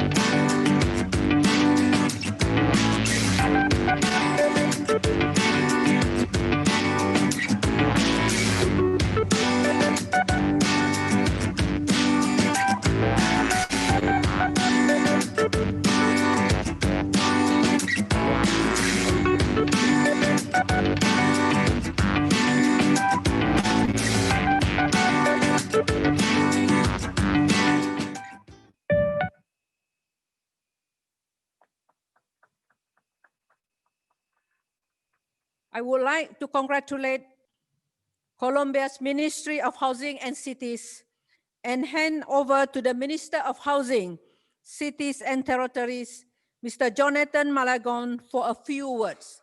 Mr. Malagon will speak live from Colombia. Over to you, Mr. Malagon. Muy buenos días a todos. Quiero comenzar por saludar a su excelencia, el señor Joko Widodo, señor presidente de la República de Indonesia, a su excelencia, mi colega, el doctor Basuki Hadimulyono, el ministro de Obras Públicas y de Vivienda de Indonesia, a la honorable Tri Rismaharini, la alcaldesa de Surabaya en Indonesia, nuestra anfitriona, al honorable señor Antonio Guterres, secretario general de las Naciones Unidas, a la subsecretaria general de la ONU y directora de ONU Habitat, Maimuna Mosharif, a su excelencia, el señor embajador Juan Camilo Valencia, embajador de Colombia en Indonesia, a Elkin Velázquez, el director para América Latina de ONU Habitat. A todos, señoras y señores, muy buenos días. Colombia recibe con inmenso agrado este reconocimiento. Hoy, en el Día Mundial del Hábitat, tiene un gran significado para nuestro país recibir el Pergamino de Honor, el más importante de los reconocimientos del mundo al diseño de política y hábitat. Este reconocimiento, más que el ministerio, es un reconocimiento a todo el gobierno de Colombia, al gobierno liderado por el presidente Duque, que ha logrado superar algunas falsas disyuntivas en el diseño de política de vivienda. Nosotros nos hemos trazado, teniendo como norte los objetivos de desarrollo sostenible y la nueva agenda urbana, una propuesta de política de vivienda que rebasa algunos de estas disyuntivas que tradicionalmente han enfrentado los responsables de política. Nuestra política de vivienda no solamente se trata de hacer nuevas casas, nuestra política de vivienda también ha incluido un componente de reducción del déficit cualitativo que nos ha permitido llevar el programa más ambicioso de la historia del país en mejoramiento de vivienda. No solamente estamos reduciendo el déficit cuantitativo a sus niveles históricos, sino que cerca de 600,000 familias van a ver mejoradas sus viviendas y a través de estos instrumentos salir de la pobreza multidimensional. Tampoco caímos en la disyuntiva de la vivienda nueva contra la vivienda usada.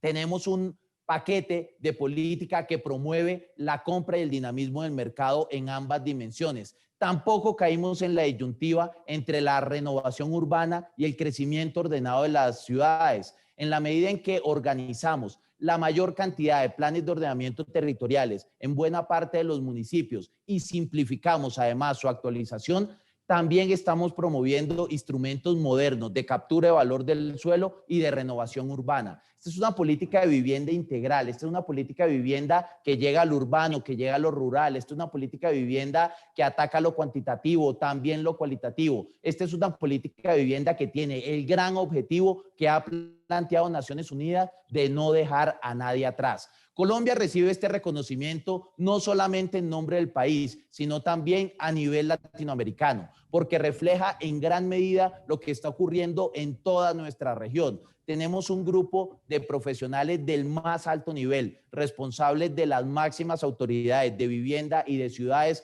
que como nunca antes estamos trabajando en conjunto, compartiendo las mejores prácticas, referenciando cada una de nuestras actuaciones de política para tratar de emularlas en otros países. Y en ese trabajo que estamos llevando a cabo entre todos los ministros de vivienda de América Latina y el Caribe, el rol que ha jugado ONU Habitat ha sido definitivo. Yo quiero aprovechar este espacio para agradecer a Elkin Velázquez, a todo el equipo de Naciones Unidas, de ONU Habitat de América Latina, por ser el principal aliado de MINURBI, de este grupo de ministros de vivienda en América Latina, para lograr lo que hemos conseguido hasta este momento. Lo que nos depara el futuro es un sector de vivienda, es un sector edificador que no solamente permitió hacerle frente a los grandes desafíos en términos de la pandemia, sino que también se convertirá en estos momentos en el principal elemento de la estrategia contracíclica de recuperación de nuestras economías. Esta mañana salieron los datos de ventas de vivienda en Colombia y podemos decir con enorme orgullo que el mes que recién termina, el mes de septiembre, fue el mejor en la historia de nuestro país. Nunca antes se había logrado comercializar tantas viviendas de interés social, nunca antes se habían entregado tantos subsidios de vivienda y estamos en el momento más complejo de la historia de nuestra economía. Hacia adelante seguiremos trabajando de la mano para no dejar a nadie atrás y que la vivienda se convierta en un poderoso instrumento de justicia social. Muchísimas gracias.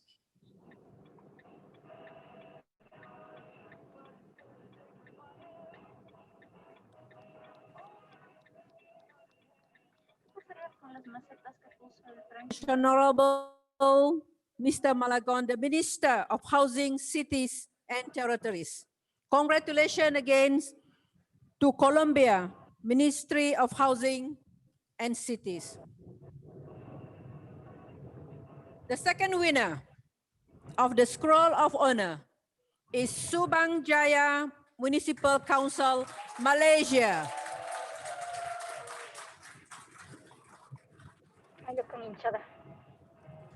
The award is for Subang Jaya's holistic and integrated approach to affordable housing and community empowerment. Here is a video about the work of Subang Jaya, please.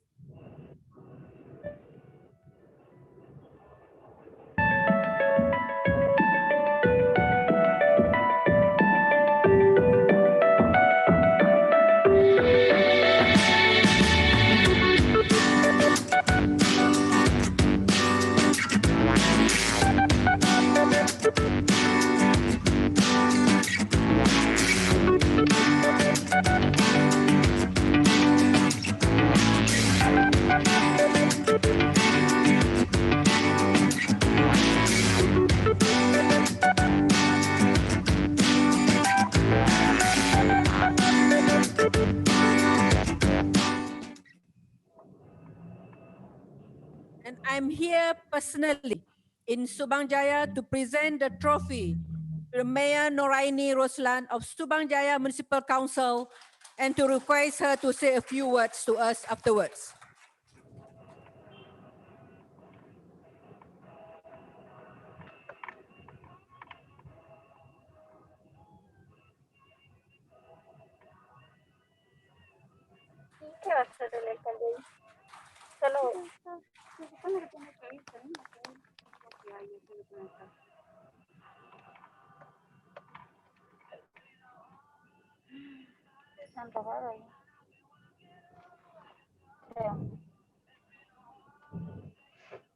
Assalamualaikum warahmatullahi wabarakatuh, and a very good day to all our colleagues in Surabaya and the rest of the world.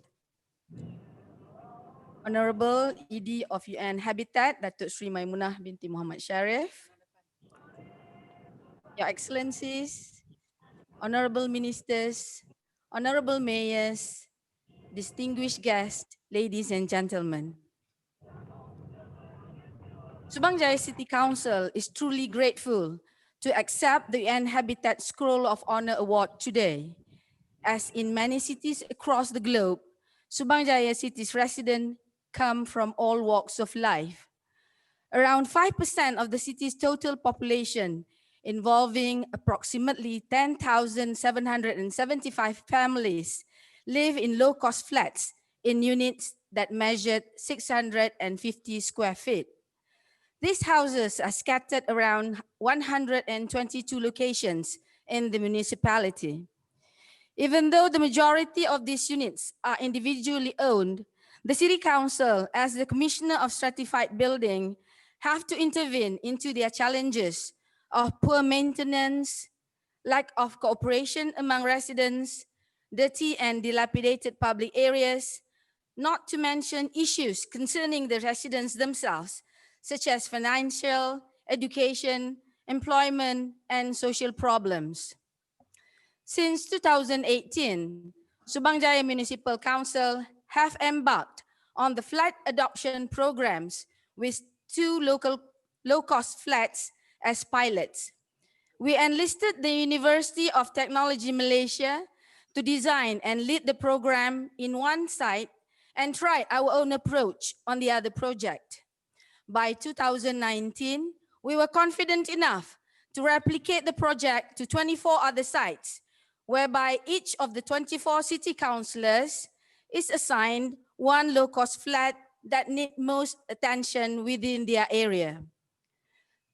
The councillors are assisted by 3 special task officers and a budget allocation of 25,000 ringgit as seed fund to initiate a cleanliness, recycle, community garden, placemaking, and entrepreneurial projects. An impact measurement done on economic outcome at the 2 initial projects saw an increase in income, new skill, productions of sellable goods, and creation of budding entrepreneurs, on top of a much cleaner, vibrant, and harmonious living environment. By 2020, 3 of the 24 project sites are able to mentor 3 other sites. We hope to upgrade the outlook and livelihood of all 122 low-cost sites by 2025.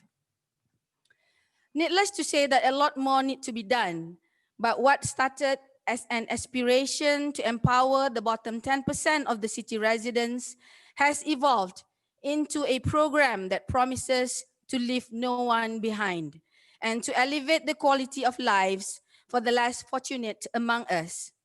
It is Subang Jaya's hope that this program be the inspiration for other cities around the world in their effort to make our cities more livable, inclusive, and a happy place to be. Once again, I thank the UN Habitat for honoring Subang Jaya with this prestigious award, and to all the councillors, personnel, residents that make the project possible. Terima kasih banyak-banyak.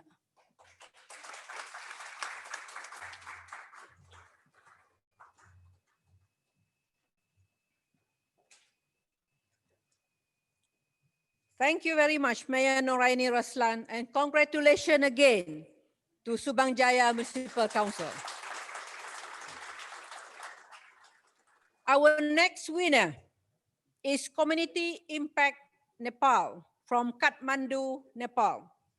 The award is for empowering entrepreneurs to produce eco-friendly construction for families in substandard housing. Here is the video from the Community Impact Nepal about their work.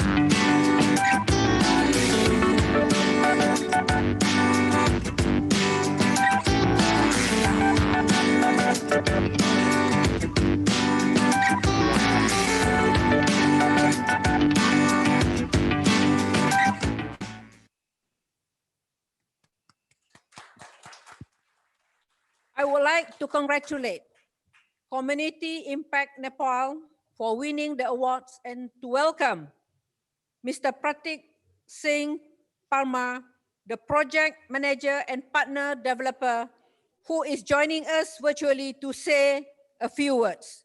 Over to you, Mr. Pratik. Hello, namaste. Good morning, good afternoon, and good evening, everyone. I would like to welcome and thank everyone present here on this auspicious occasion of World Habitat Day. I, Pratik Singh Parmar, on behalf of Community Impact Nepal, would like to thank a long list of people who have made this award possible for us. First, thanks to UN Habitat for recognizing our good work and giving us the opportunity to present our story and our model, innovative model to curb this carbon emission, create local jobs, and most importantly, provide safe and affordable housing for all.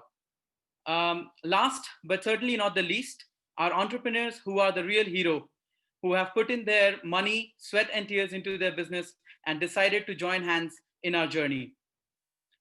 Without them, the scale of impact that we have been able to achieve would not have been possible. Our model, which we believe is the cornerstone for green recovery in Nepal, combines the entrepreneurship and CSCB, also known as interlocking bricks technology. Compressed stabilized earth bricks can be made locally in the village by using 10% cement, soil, and sand. By using CSCB, we reduce the house cost by at least 25 and up to 40%. And by combining the technical aspects of CSCB with the local entrepreneurship, we have been able to reach the most vulnerable and those who were left behind in reconstruction after the devastating earthquake in 2015. From supporting just 3 communities in 2015, we have been able to support 295 communities to build more than 4,000 houses. We hope to expand our work in Nepal and replicate this model in other countries with the help of UN Habitat in the coming years. To provide affordable housing for all, we need to work and find particularly energy solutions that work at community level. We have to work more with the government and share our experiences to try and replicate this model where the affordable housing is an issue. Thank you once again, UN Habitat, for recognizing and giving us this stage where global audience can learn and show that if you want to make a real change, never ever give up. Thank you so much. Thanks again. Namaste. Thank you so much, Mr. Pratik from the Community Impact Nepal. The 4th winner is the Upcycle Africa from Uganda for transforming life through affordable housing provision, waste education, and job opportunities. Congratulations to the Upcycle Africa for your excellent work. The founder and the CEO of the Upcycle Africa, Mr. John Mary Kavuma, join us now from Uganda. Over to you, Mr. Kavuma.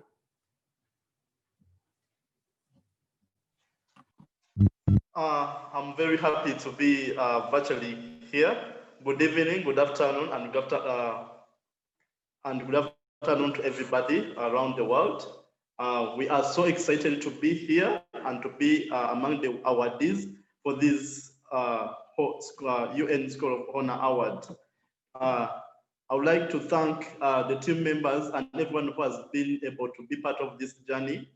This journey has been so difficult. For example, personally, I grew up as a poor orphan in a remote and rural area in Uganda, where housing was really a challenge. One day, a bad incident happened where our house collapsed because of huge accumulation of plastic waste in a trench next to our house. And this caused me getting a lot of injuries on my head. And my grandmother, my only beloved grandmother, died from the injuries she suffered. So I decided to turn this painful and difficult past into a motivation of creating a social business that is standing for uplifting the lives of marginalized groups of people, as well as providing affordable homes to people in rural communities especially. So at Upcycle Africa, we are constructing affordable houses from plastic waste as a raw material, while empowering communities, especially the youths, on the way they can be able to turn plastic waste into eco-building materials. Since our inception, we have been able to construct over 117 houses in different parts of Uganda and Africa. Fortunately, for example, we constructed a house in South Africa where we also trained youths on the way they can be able to replicate this idea to their own communities. We are partnering with different organizations in Nigeria and Ghana on the way they can be able to use plastic waste as a resource, as well as creating or constructing homes for people in communities. We have been able to construct other homes in refugee camps in Uganda, for example, in one of the biggest refugee camps in the refugee settlement, where we have been able to construct homes which are acting as both houses for residentials, as well as learning centers for refugees, so that they can be able to get or to unleash their potentials through those houses.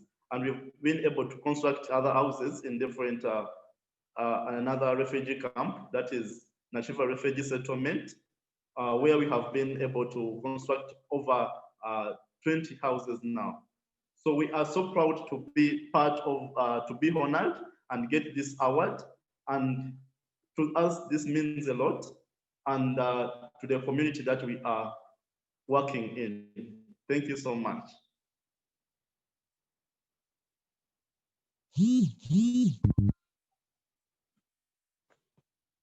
Cycle Africa. Now I would like to congratulate our last winner, Eco Casa SHF Mexico. Their representative is at the Global Observance in Surabaya. So now I would like to hand over to the Mayor of Surabaya, the Honorable Ibu Tri Risma Harini, who will present the award on behalf of UN Habitat. Over to you, Ibu.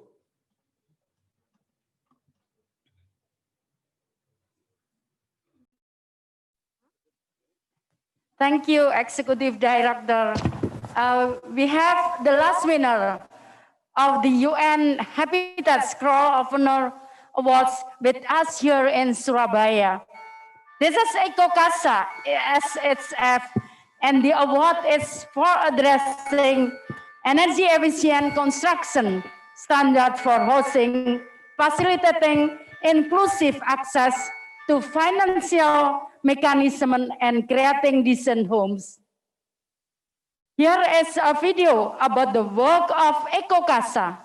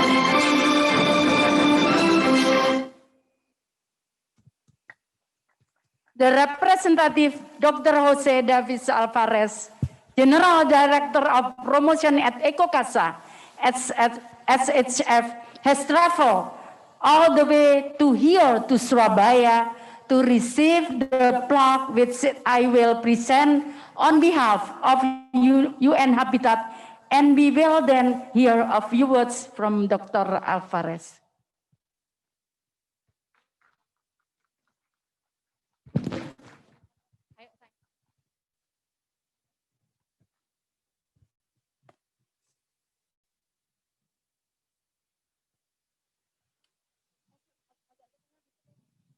Please take a moment to take the picture together.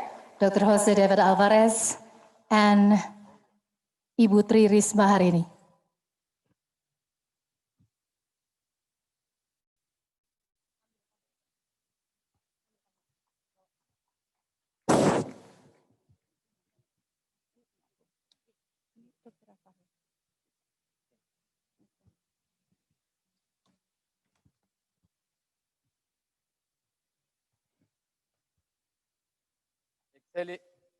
Excellencies, distinguished and honorable authorities of Indonesia and participant countries, and honorable authorities of United Nations. Thank you, Surabaya City and her Honorable Mayor, Tri Risma Harini, for their hospitality and warm welcome.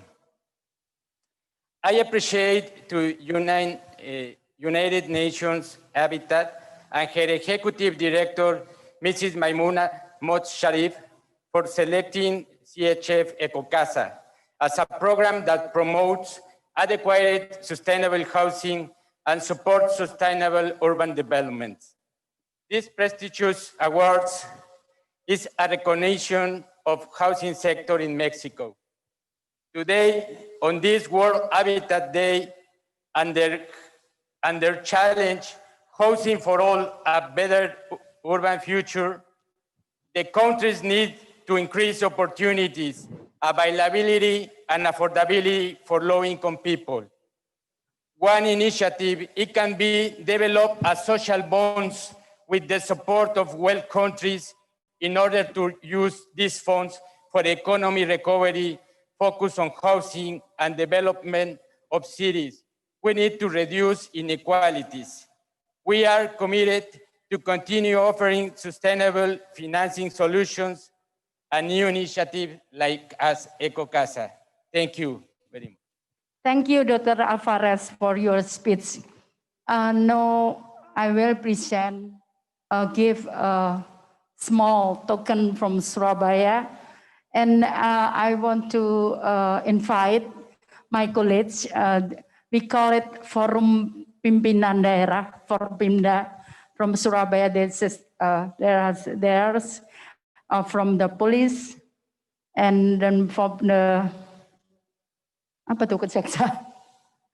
Pak, silakan Bapak datang ke sini, kita memberikan souvenir untuk para tamu kita. Tadi saya lihat ada juga dari DPR. Enggak kelihatan, sudah pulang. Ya, saya mohon menemani kami, Bapak.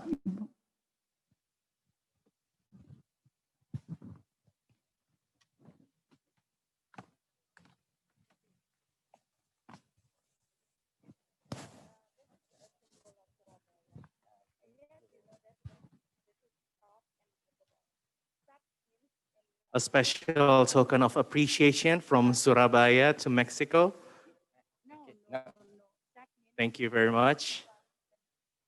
Thank you very much for your effort and time to be here to join us in this World Habitat Day celebration in Surabaya.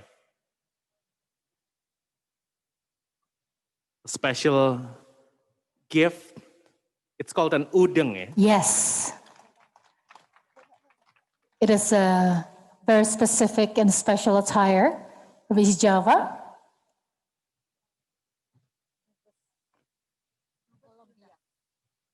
A traditional hat from East Java cultural traditional hat. And also, ladies and gentlemen, to join us together at this stage, we would like to invite a special guest also. We'd like to invite His Excellency, the Ambassador of Colombia, Mr. Juan Camilo Valencia Gonzalez, to join us on the stage.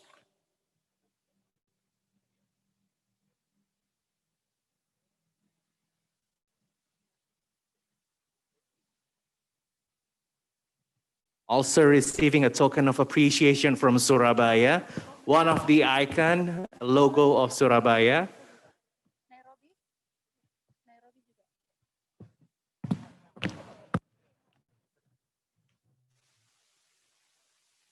And also udang. Yes. Yes. All right. Now you are officially Surabayans. We would like to invite also His Excellency, the Ambassador of Mexico, Mr. Armando G. Alvarez, to join us on the stage.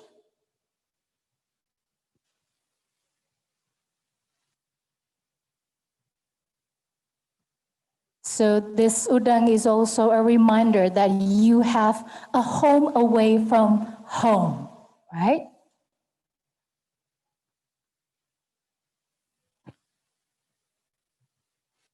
This is a symbol of Surabaya, a small statue that is a logo of Surabaya, and also an udang, a traditional hat. Okay. And last but not least, Dion and ladies and gentlemen, I would like to invite Sekretaris 3 KBRI Nairobi, Mr. Pradono Anindito. Please join us on the stage. Baik, terima kasih sekali lagi untuk Sekretaris 3 KBRI Nairobi, Mr. Pradono Anindito, menyempatkan kehadirannya untuk malam hari ini.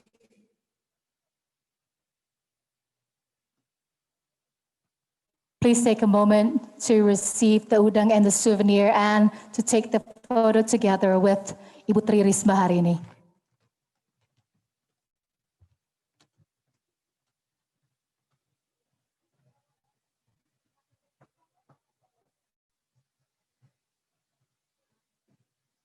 Kita berikan kesempatan ini untuk dapat berfoto bersama.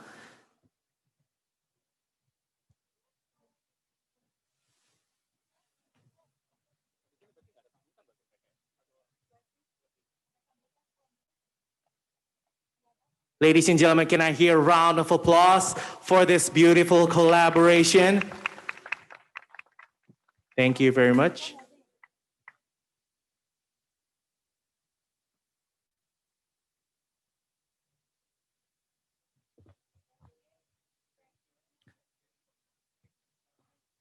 All right, ladies and gentlemen, you may be seated.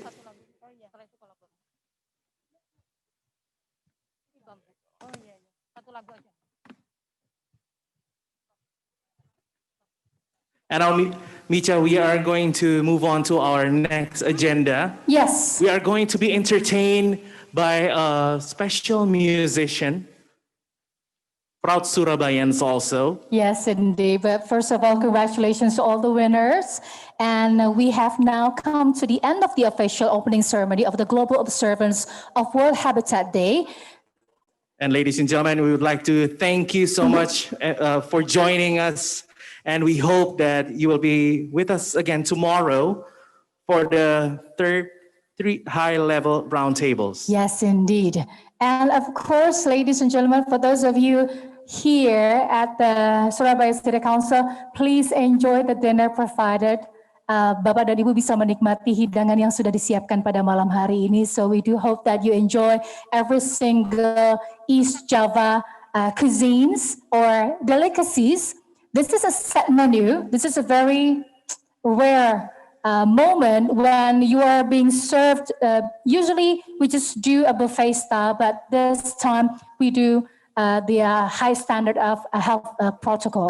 That's true. But ladies and gentlemen, we hope that you will enjoy the special culinary here in Surabaya. You will taste all the spices from Indonesia. I hope that you will enjoy your dinner for this evening. And as we promised before, that we do have a medley of cultural performances. And for those of you watching through Zoom meetings and everywhere through the social medias, you can wait to see what we have in store here, or we have in stage here for you. We have several medley of cultural performances. It's going to be ready to sing and ready to entertain us. So ladies and gentlemen, let us together, we are going to talk with Ibam. Yes. His name is Ibam, ladies and gentlemen, and he has a vision impaired. But the very special about Ibam is taking care of Surabaya City Council together with some friends. But last year, if I'm not mistaken, he went to Liverpool to learn more about independence, more about how to deal with life with vision impairment. Okay, so Ibam is bigger every year, right? Yeah, I know that. And the most important thing is in every event, the mayor of Surabaya will invite Ibam to entertain all of their guests. And in every event, Ibam will perform and will sing to entertain all the international guests for international events. Yes.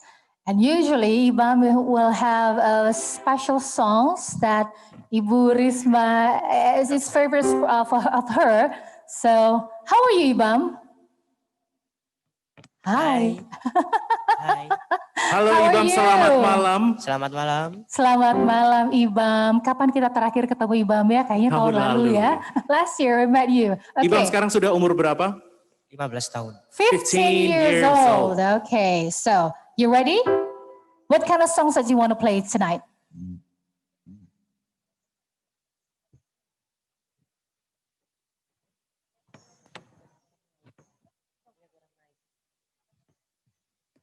I think that Ibam will perform a few songs for this evening, for this special event. Okay. And the thing is, the most impressive things about Ibam is Ibam can sing and also playing instruments. That's at amazing. the same time, yes, indeed. Okay. Are you ready? Ready. Are you going to sing a dangdut or keroncong or pop or even a K-pop song probably coming to mind? No? I think he is already prepared to sing. Okay. So ladies and gentlemen, one more time, can I hear a round of applause for Ibam?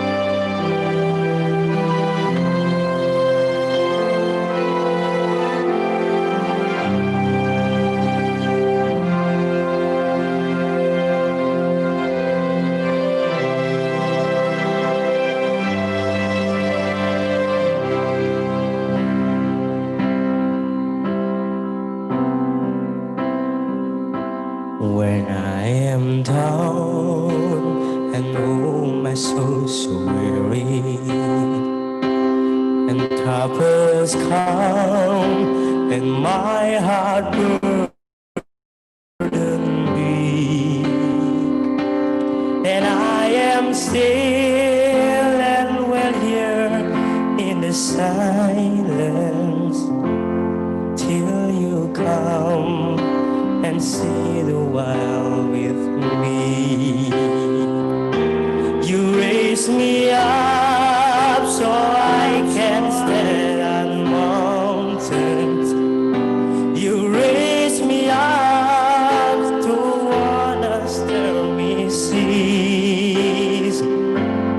I am strong when I am your soldier. You raise me up to more than I can be.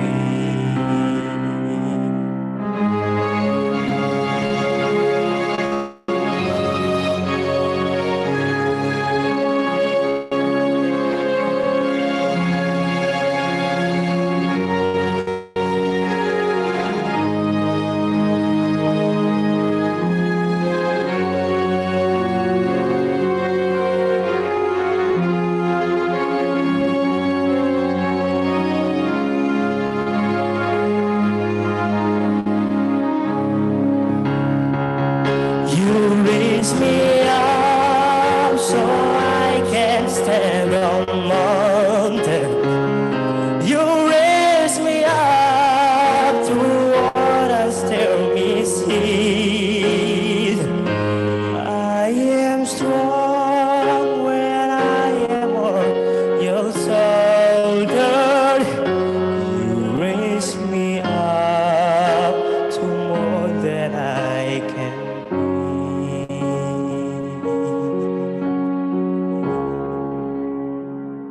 You raise me up so I can stand on mountain.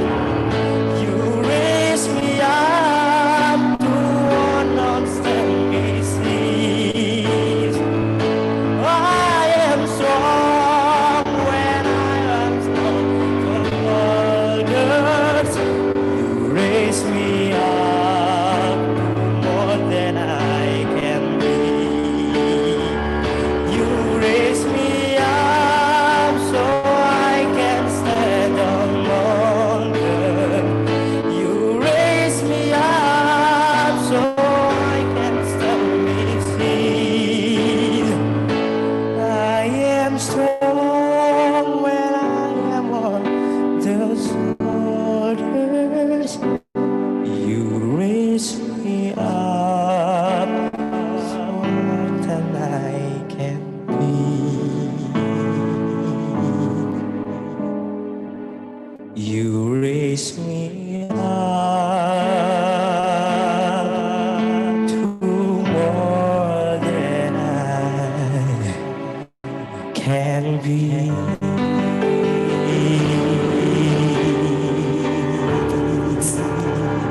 Thank you. Ladies and gentlemen, Ibam. Thank you very much, Ibam, for a special performance this evening. You always makes us proud every time you perform on this very stage. Thank you very much, Ibam. Okay, Ibam, thank you so much. Ibu, satu lagu ya Bu ya. Karena di belakang juga masih ada beberapa talenta yang sudah tidak sabar untuk bisa tampil juga. Betul sekali, because as we promised before, we do have a medley of cultural performance. Ladies and gentlemen, we have now come to the end of the official opening ceremony of the global observance of the World Habitat Day. One more time, congratulations to all of our winners. And thank you so much, everyone, for joining us. And we hope that you will be with us again tomorrow for the 3 high-level roundtables. Okay, my name is Micha Yusuf. And my name is Dion Edward. And now please enjoy the cultural performance through your screen. Ladies and gentlemen, enjoy.